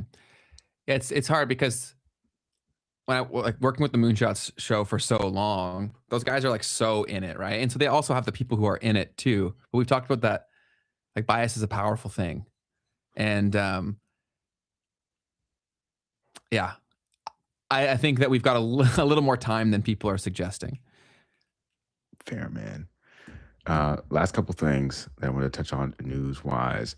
PepsiCo is cutting the price of Doritos, Cheetos, and other snacks by up to 15%. And essentially, the president of PepsiCo, or the CEO, said that they spent the last year listening closely to consumers, and they've told us that they're feeling the strain, and that lowering the suggested retail price reflects our commitment to help reduce the pressure where we can. So this is happening right up ahead of the Super Bowl on Sunday, which is one of the biggest days for buying snacks. Mm-hmm. And this kind of just points to the real affordability concerns that we're seeing in the United States at the very minimum. There was one quote that I wanted to get your feedback on, Ben, that I got from this. So Rachel Ferdinando, the CEO of PepsiCo Foods in the US, she explicitly stated that the company's new approach is people shouldn't have to choose between great taste and staying within their budget. What do you think of that, Ben? A few things come to mind. The first of which is how much of this is just PR, right? Because a manufacturer can give a manufactured suggested retail price, but it's ultimately up unto the distributor to decide whether they drop the price. And yeah, you think they're going to do that? Like, come on, there's no way. And also, like, most of the products that they're selling, great taste maybe, but do you, like, for who, right? Like, yeah, it's a short-term mouth sensation for a long-term potential pain. So, and I'm not to say I don't eat chips sometimes, I do, but I typically regret it almost every time after I do. That's what I was expecting to hear from you on that one. And also, right, so lowering the price, right? Speaking of it being a potential PR thing, we all know how these companies operate. What do? They shrink the size of the bag or how many chips Always are in the bag. shrinkflation. Like, come on, bro. Yeah. Like you should have made sure that you got out ahead of that conversation, because I Totally. can see the memes coming up already. I'm sure y'all have seen or noticed this firsthand. Like, the sizes of juice bottles get smaller. The pop bottles are way smaller. It's just how it goes. That's how they create the perception of maintaining a price level when they're just giving you less. I got one more. Go for it. And now this one it's a little bit, a little bit intellectual thought here, but I just wanted to bring it up because I think Balaji made a very, very interesting statement here. So this is kind of long, but I'm going to read through it. Now, this guy, Robbie Starbuck, I don't know him, but hey, here we go. He said, America needs a Bukele long term, but people aren't quite ready for it yet. Mark my words, though. That's what comes next in the mid-2030s. I'll be the first to champion it when the time comes. Bukele is the president of El Salvador, and he's waged a pretty hard war against crime in the country, and it has fallen precipitously since he's been there. Now, he's taken a very aggressive approach to doing it, essentially rounding up a lot of different criminals and throwing them into jails. We saw some of this become relevant last year because the U.S. started sending people to these jails, and they did some sort of an arrangement with the president of El Salvador about this. So I don't know the full story, right? I just know about that part. And the other thing is that he also happens to be the first president in country to have adopted Bitcoin as legal tender, right? And there was a moment where the IMF was pressuring them, saying, hey, you can't do that. This is throwing off the world monetary order. You can't just be accepting using Bitcoin as legal tender. And so they tried to get them to scale back their purchases of Bitcoin in particular, which I think they have done, basically saying, we won't give you IMF funding if you keep buying Bitcoin like that. So Balaji said that he would agree with Bobby Starbuck, but would also elaborate. He says there are two security models. You have Xi being the Chinese president and Bukele. Because as the dollar ends, a power vacuum is forming. The West itself is unfortunately no longer capable of maintaining order either abroad or internally. The U.S. military's retreat from Asia and Europe in the 2025 National Security Strategy, coupled with the endless escalating domestic street violence, is a preview of what is to come. A period of American anarchy looms. But to answer the question of what comes next, we have to ask, what is rising as the old order is falling? Well, China has disrupted Red America, and the internet has disrupted Blue America. So the future is likely China versus the internet. And he says one way that manifests is that Democrats are turning to CCP and Republicans are turning to BTC. That's actually a pretty fair point. Now, he keeps going here, so hold on. Over the long run, that also means that the Western left goes with Xi, while the right goes with Bukele. It'll be communist America versus maximalist America. Roughly the left coast versus the Latin right. Now, hear how he follows this up, and we'll chat. For the last 10 years, Democrats have defined democracy to mean rule by Democrats.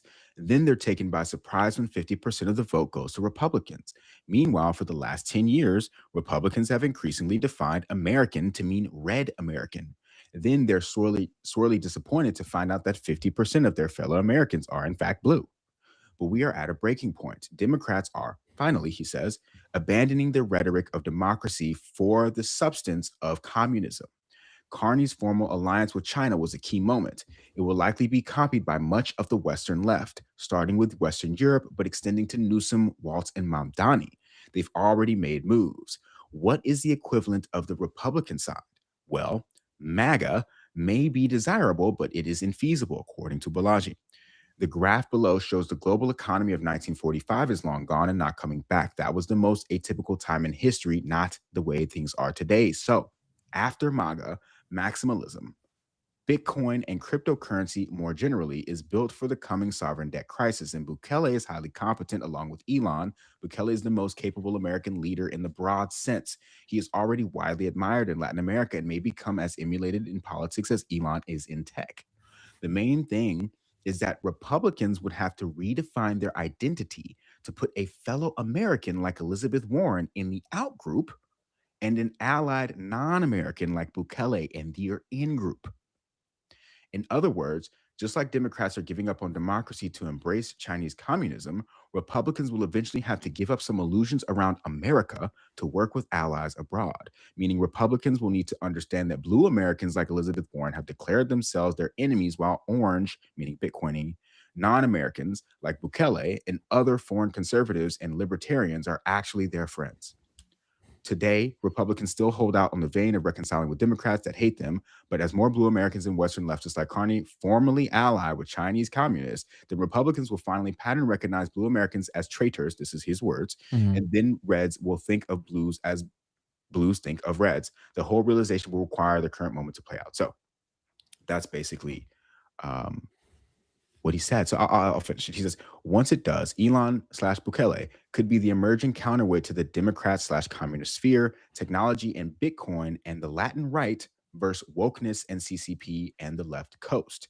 And the two security models of Bukele for the Western right and Xi for the Western left. P.S. See why MAGA is infeasible below, as is Biden's BBB. Basically, 1945 was extremely atypical and isn't coming back. And this is just a graph of the center of gravity in the global trade going how it went from the east to the left to the west, meaning from China to the Europe and the US from the beginning of modern history to 1950s. It's now actually gone all the way back over to the east. So now that was long, but I thought that was a very fascinating take on what's happening in the world right now. What do you think of that, Ben? Well, there's so many things to attempt to unpack there. I think obviously a lot of assumptions are being made if you make a post like that, that has to be done. But I do think that he's near the target on a lot of what was said in terms of how things will change. And I do think that, well, I'm hopeful at least that people will have some choice in terms of what they associate with, right? And where they can go and take advantage of that. Where does your head go after reading that whole thing? I just really love the thought of the internet, right, being this space where alliances are being formed. And that potentially being more powerful. I kind of feel like his whole thing, right, is like the network state, where it's no longer your physical domain that defines your alignment. It's what are your actual values on a global scale. I'm not saying that I like this in terms of I think it's a good thing, but I do think that this is what is occurring, right? Where you and your neighbor might have less in common than you and your digital neighbors.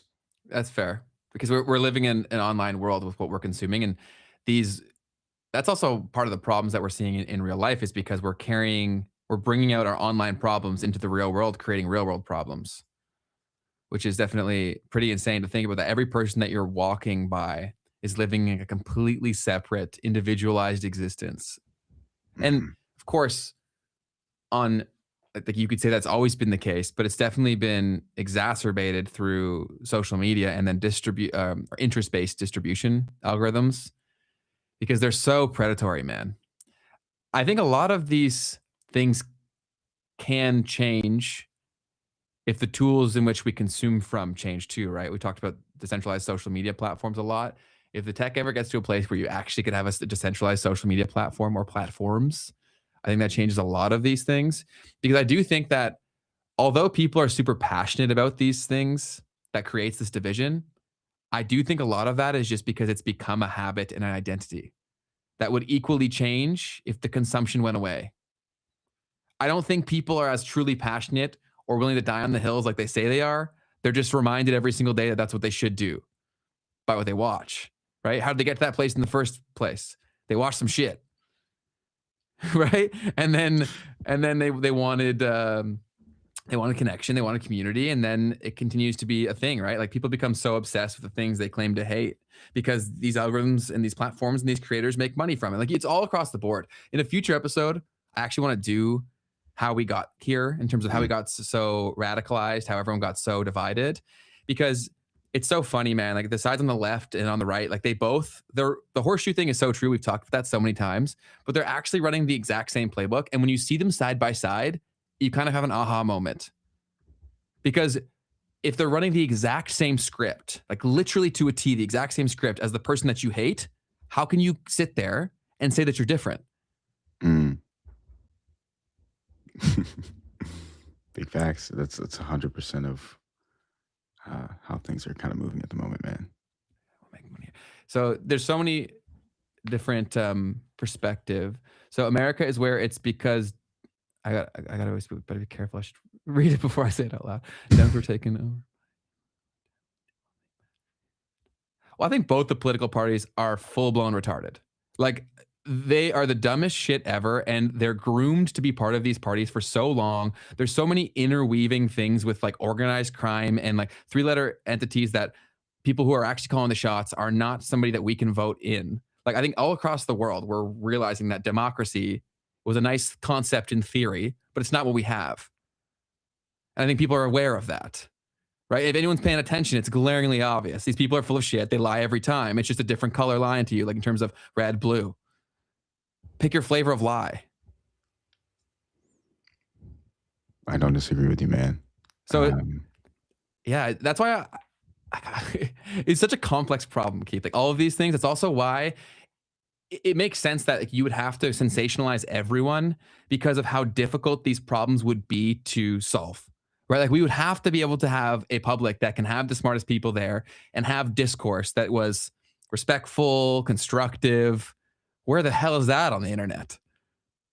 Everything's like, screw you, you're fat, like you're lame, right? Yeah, I was talking to somebody the other day. They were just saying some wild stuff, and they were like, where can I go to be able to, I don't know how this came up exactly, but I was like, if you go to Twitter, you'll find plenty of people that agree with your crazy statements. Like what you're saying right now, if you go to Twitter, you'll find a whole community of people that will agree with what you're saying right now. Yeah, dude, because back in we've talked about this concept before, right? Where if someone had a really bad idea or even like a really good idea, it meant that you have to leave the herd, right? And so you had to make that conscious, deliberate decision. Do I believe in this with enough conviction to risk death, essentially leaving the herd, right? Now, no one ever has to do that. So radicalization is the norm because when you would normally have the natural safeguard of the social group, that doesn't exist. That's a good point, dude. So it's like, it's almost inevitable that this stuff will happen. And I also think that like one of my core thesis with the show and in life is just making people aware of this, because I was equally susceptible to all of these things too. If I didn't have the job, I actually was thinking through this last night quite in depth. I'm like, where would I be? Like, which character would I be? Right? Because I talked about this with you, Keith, before we started. I was like, at this point in the internet, you basically meet the same 4 to 6 characters all over the place. It's the same 4 to 6 every single time. So as soon as you meet someone who's not one of those 4 to 6, like you, Keith, you know right away. You know right away. But I do wonder, I'm like, if I didn't have the job that I had, where I had to watch a bit of everything to see it was all retarded, which one would I be? I'd probably be a Trumper. Probably, because as an entrepreneur, the whole thing that they sell is like this is the party where you have to be here if you're an entrepreneur, essentially. Right. An aspiring one, right? If you're elite, then of course they're there on both sides because it's all the same thing.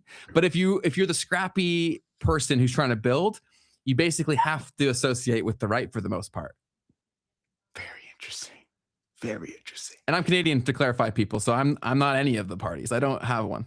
It reminds me of the Chamath flip, right? Yes. Because Chamath was totally all the way left. And then I don't even know. I guess it was during the Biden administration he started to go MAGA. And that's kind of the epitome because he was the one. There was, I think, him and one other of the hosts were both kind of left, and now they're all the way right, all the way now. It's like there's no room for anyone to be on the left in the entrepreneurial investor kind of realm without there being this pressure of now you're in the out group, right? So that's an interesting thing to think about there too. Mm-hmm. But I like that idea of thinking about which one of the characters you would be.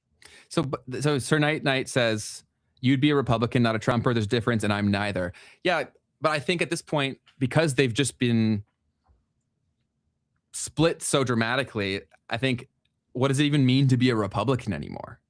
If the definition is these things, right? Like, what does that even mean anymore? Yeah, you don't really get to be a Republican without being a Trumper now. Yes, that's kind of the point that I was getting at. Like, because I think if I could go back in time, like I probably would have been a Democrat like 30 or 40 years ago. I think from what I've studied, I think I align more with their perspectives and values. But these things, it almost seems like they're change on purpose. Like it almost seems like, because then you like nothing makes sense when what was once here is now like over here. It's like I identified as this for like 30% of my life, and now what the fuck do I do? Right? Yeah. And by the way, what I was saying there is, and I know you understood, Ben, but for everyone else, if you associate with the Republican Party in any way, you're a Trumper. Instantly labeled as such, at least. Yeah. So that's all I was trying to say there. Yeah, and then let's be real here. It's probably going to be who's the VP again? JD Vance. Yeah, he's probably the next candidate.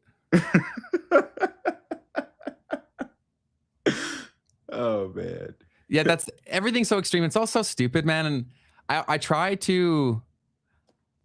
used to try to like speak to my friends that were radicalized on either side and just provide like a dose of perspective, especially because they saw me as they saw me, right? And so once you are one of those characters, like you can't fathom that there are any other options besides being those characters, right? Because how are you going to argue with someone that their existence isn't real? And when their existence is on this screen and it's available 24/7, you can't convince someone that's not real life. Yeah. Right. And the very powerful thing, we've talked about this before too, but go watch the clip with Tony Robbins on Theo Vaughn's show, so basically he explains the theory of confirmation bias. So once you are looking for something, you see it everywhere, right? There's also, what is that? Someone help me out with what that principle is, where like when you start thinking of a car or you start seeing it everywhere, they were there the whole time, you just weren't paying attention. But now think about how that interacts like with every interaction now, right? So like, let's say you're the person who is a right-wing person who thinks like, oh, all these libtards, like they are so woke, all this crap. Like you'll be able to find endless supply to validate that thesis. Same is true on the other side. How much of that is actually real life, or is that being something that's started on the internet, and then because everyone's looking for it, it becomes created? Yeah, I didn't know this, but I guess it's called the frequency illusion, or yeah, it might be it. The Bader-Meinhof phenomenon. Is that it? That's what it says. Yeah, Bader-Meinhof phenomenon. I believe that's what it is. Cool. Cognitive bias word. Yeah.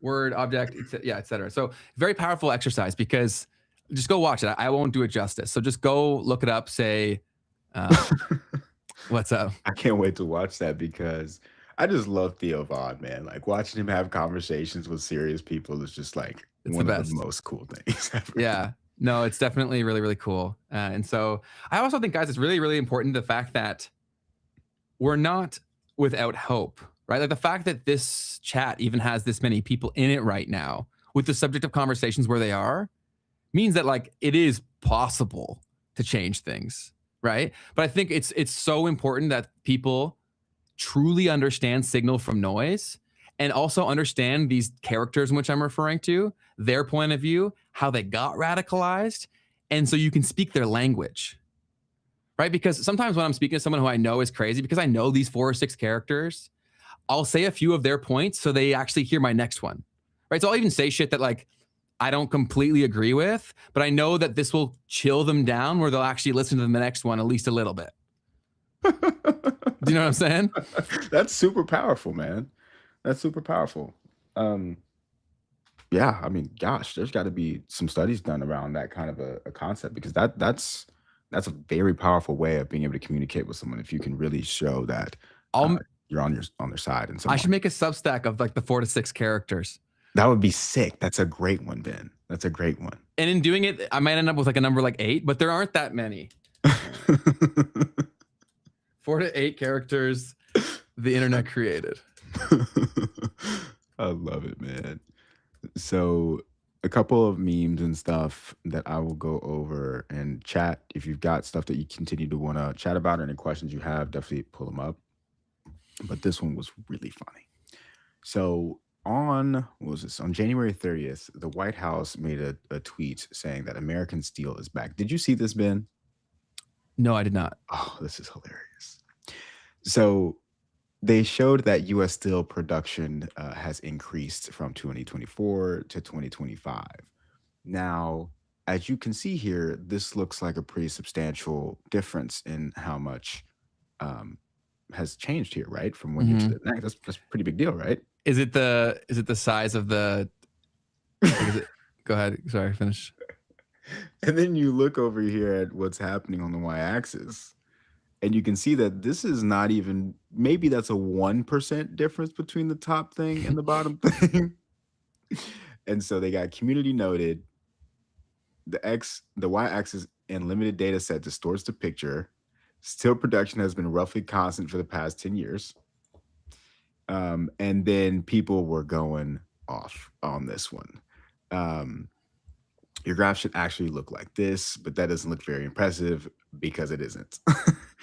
And people were taking this, is truncating the y-axis dishonest? And this one was really good because it's from 92% to 100% of respondents. And it's obviously very dishonest to do that. So anyways, there was another post that said the Bulls are back. Bulls winning percentage has gone from just 0.475 to 0.48, but it looks like this. Okay. So anyways, I just thought that this was a really good just example of stuff to look out for, even from the White House. There's so much of that shit too. And we were talking yesterday about how, like, when people have asked before, what do we anticipate the future of memes and markets being? I just want to create a place that's not constantly chasing bullshit clicks. Because I think in the long run, that'll actually bear more fruits than constantly chasing this bullshit.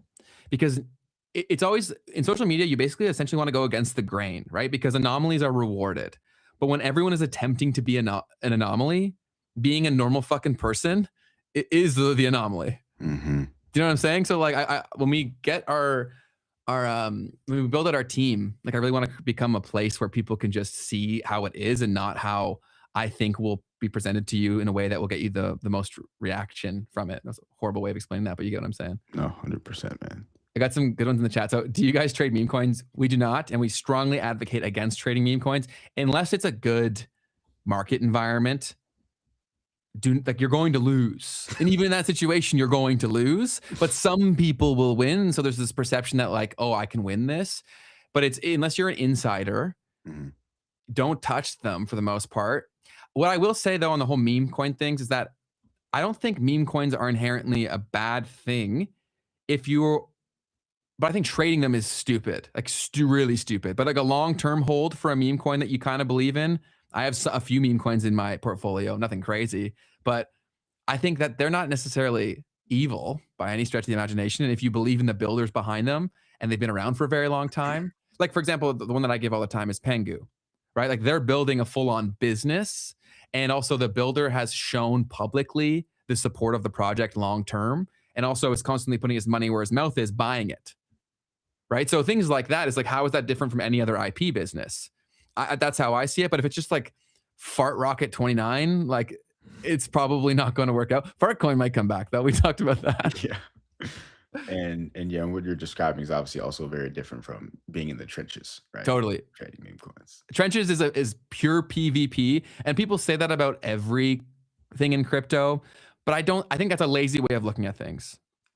Yeah, I don't think people really understand. I know someone who trades in the meme coin, like he does that full time, and it's not a joke. Like these guys are hardcore, like on these charts 12 hours a day in their little private groups, right? Like telling each other what's good. Yes. You know? Oh, it's an insiders club. Yeah. And you ain't in it probably. If you're not doing that, if you're not in those groups, those telegrams, those discords where they're telling people what's good, then yeah. But even if you are, man, do you want to be associated with that? As your choice, right? I can't decide what is moral to you, but for me, yeah, that's your choice to make. But the next thing that he had in a follow-up was, so how do you know when to buy or what's a good narrative? That's for you to decide.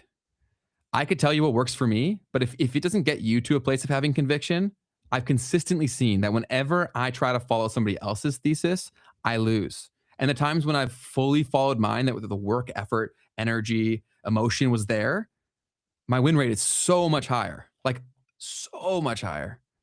So I think you have to consume enough to be able to discern between bullshit and opportunity, because they'll look wildly similar until you've consumed enough. Like I've spent so much time studying, like even how people write. Like I can typically spot someone who's full of shit via video or written form pretty damn quickly because I've been consuming content analytically for an incredibly long time.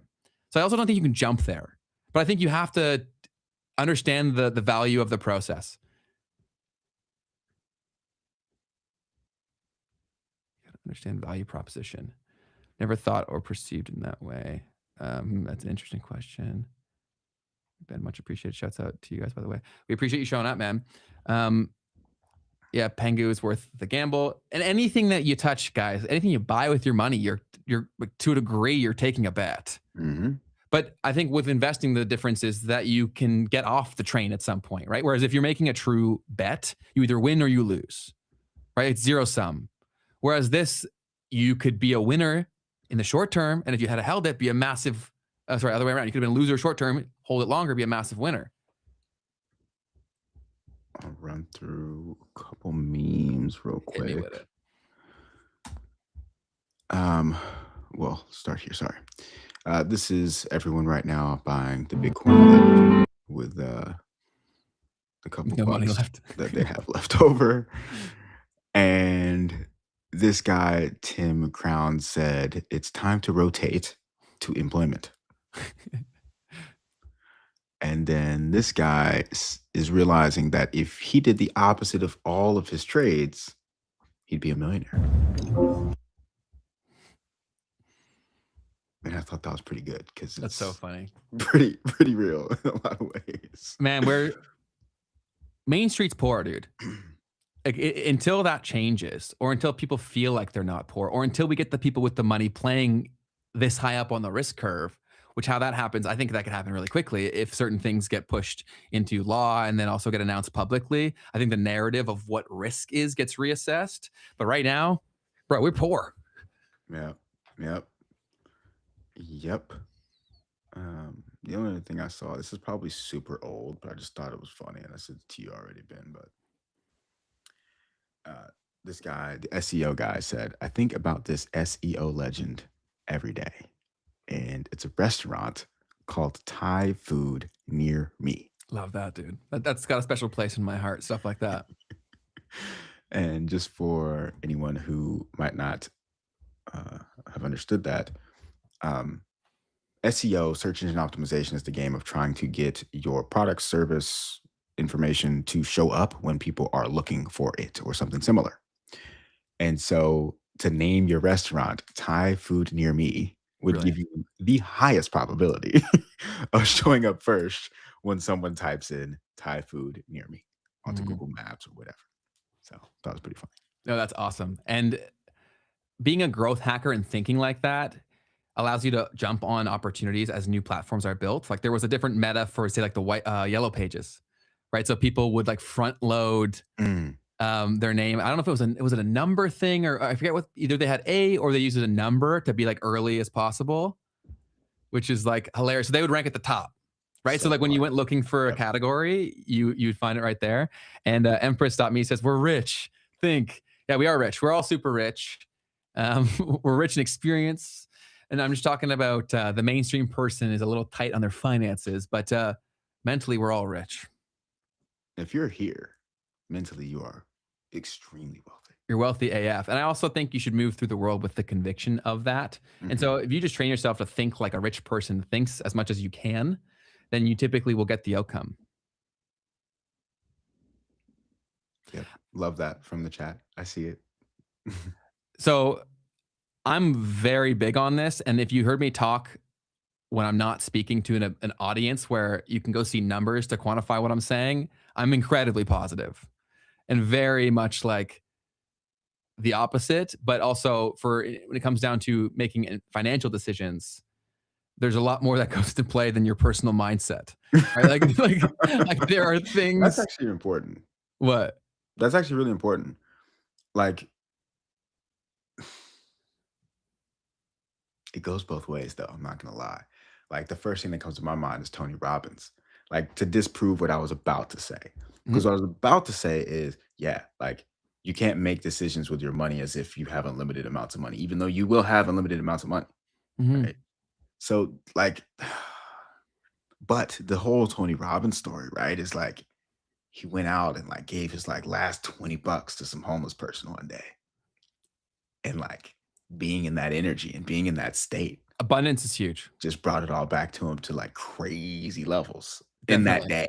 No, 100%. I agree with that a lot. And I've had stories in my own life. Like when I was doing my YouTube channel, I didn't give anything away, but I bet on myself where I went to this event where my camera that was like $1,500 and I didn't have any dollars got broken in the sea of people when I was trying to film a vlog. And so then I was like, oh my God, I have school debt. I have this YouTube channel in my agency that's starting to grow. And I was forced to the decision, like, do I shut this down because I have no money and I need a camera? Or what I did is I went and got another credit card and, and bought the camera and said, I'm going to work to make this work because I know it'll come back to me. And so I did that. And so I carried the $1,500 for a few months, but then I paid it all back. And I don't think many people would do that, right? Like most people would say, this is the universe telling me that I can't, right? This is the end of it. The world, like wherever you are, in my opinion, is exactly where you deserve to be. You could change that, but are you willing to do the things that change that? And it's the feedback loop that we always talk about: thoughts, belief, actions, right? And so the only reason I'm not saying like it's going to be so great like every moment is because I'm aware of people's situations and the power structures that are currently there that do have some say over these things. If I could manifest the markets for you guys, I would be all over that. I want to tack into something because you said where you are today is where you deserve to be. I think that's a tough one. I think like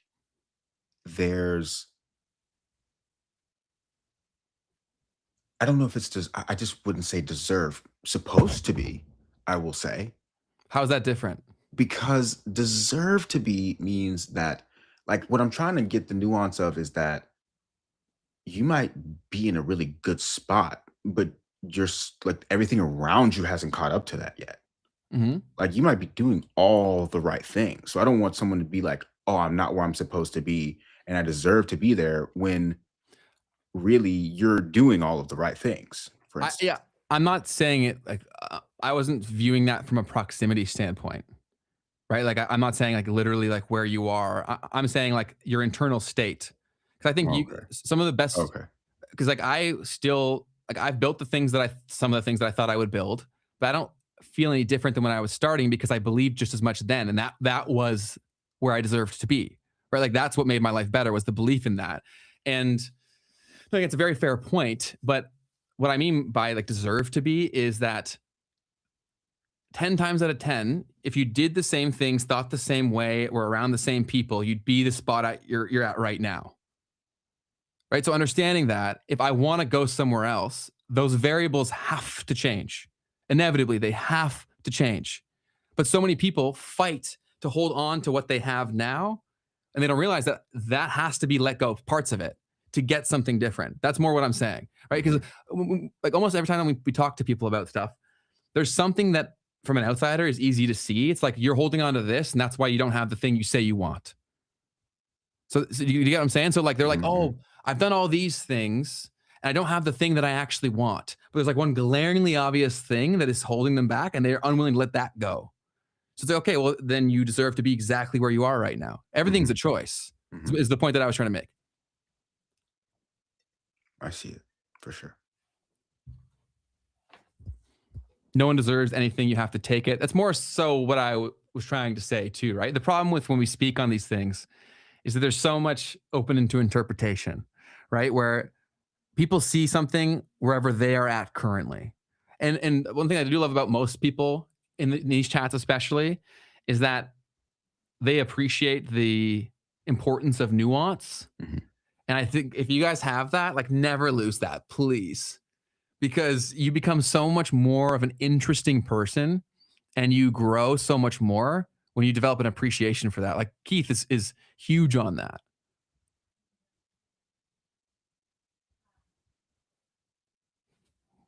Take care, chat. Later. It was great hanging out with you. Yep. We appreciate all y'all being in here. Do y'all have anything else before we wrap up today? Keith, do you have anything else? You found some great memes, dude. No, forever hold your peace. Nah, I got it all out today. Sweet, man. Abs on Thursday, guys. So Lucas, I don't know if you're still around, but we have Abs. He's coming in on Thursday. Abs from Good Evening Crypto. Yeah, they've been asking for him for a while, right? Yeah, man. Well, you get your wish, man. That should be a fun one. He seems like a really cool dude. For sure. Ryan said something incredibly inaccurate, but I really appreciate the sentiment. Love you guys. You're the modern day Warren Buffetts. I definitely would. That's far too generous, but definitely appreciate the kind words. Love it. Love it. A lot of people deserve to appreciate it. Yeah, no, we appreciate it tremendously. Guys, I'm going to hit you with a call to action if you're still here, because you guys are clearly the homies. Go over to Spotify, Memes and Markets, listen to a little bit because they make you do it, and give us a 5-star review. Last time I checked, we were sitting at 44. Let's go. We're at 44. And I really want to get that to 100 because that's where things can really start to snowball for us. So if we've done anything for you guys, if you could do something for us that is completely free to you, go ahead and listen to a little bit, give us a 5-star review preferably, and that would mean the world to us. Right on Spotify. Yep. Sweet. Definitely check us out on Spotify, guys. It helps a ton. And other than that, if you guys want to keep getting the stuff that we're putting out on our newsletter, memesandmarkets.com for that newsletter. Totally. 100%. Yeah. And guys, I think that I love that you guys even did check me where you're like, watch your mindset, because that is absolutely important. It also gives me an opportunity to be explaining holistically where I'm coming from, because I do think that the powerful nature of like how powerful thinking really is to create that feedback loop of thought, belief, actions. And a future guest that we have coming on the show, Jeff Booth, actually has a quote that he references in a lot of his interviews where it's very much in line with the things that I'm saying. Watch your thoughts. Let me try to find it quick, but feel free to say whatever you've got, Keith. Here it is. I found it. I got nothing. So, yeah. So the quote is, watch your thoughts. They become your words. Watch your words. They become your actions. Watch your actions. They become your habits. Watch your habits. They become your character. Watch your character, for it becomes your destiny. Love it. And it does start with that. It really does. And so if you want to like change your life pretty dramatically, catch yourself when you're just going through life and like actually think about what you're thinking about. Because there's some sort of stat, and it's probably bullshit, but it was something like 80% of the thoughts that you had today are the same that you had yesterday, or something like that. I butchered that, but like you repeat the same things over and over and over again. And so if you want to change your situation, the thoughts have to change, the beliefs then have to change, and the actions then have to change. 100%. That's it. So underestimated. Yes. Awesome, guys. Well, we appreciate all of you. We'll be live again Thursday at 12 p.m. Eastern with Abs. And so that'll be a very fun one. Definitely turn on notifications if you guys haven't already. I hope you have an amazing day. Don't let the conversation stop here. Well, the last thing that I'll say is that like how we make serious change is that each of you carries out into the world like what you bring here. And a lot of people have just given up. They're like, oh, these people won't listen. Maybe you're just a tool away from like bridging that gap to actually having a conversation that you thought was previously impossible. Love it. Sweet. Awesome. Well, thank you guys so much. Have a wonderful day. We will see all of you guys on Thursday. Peace.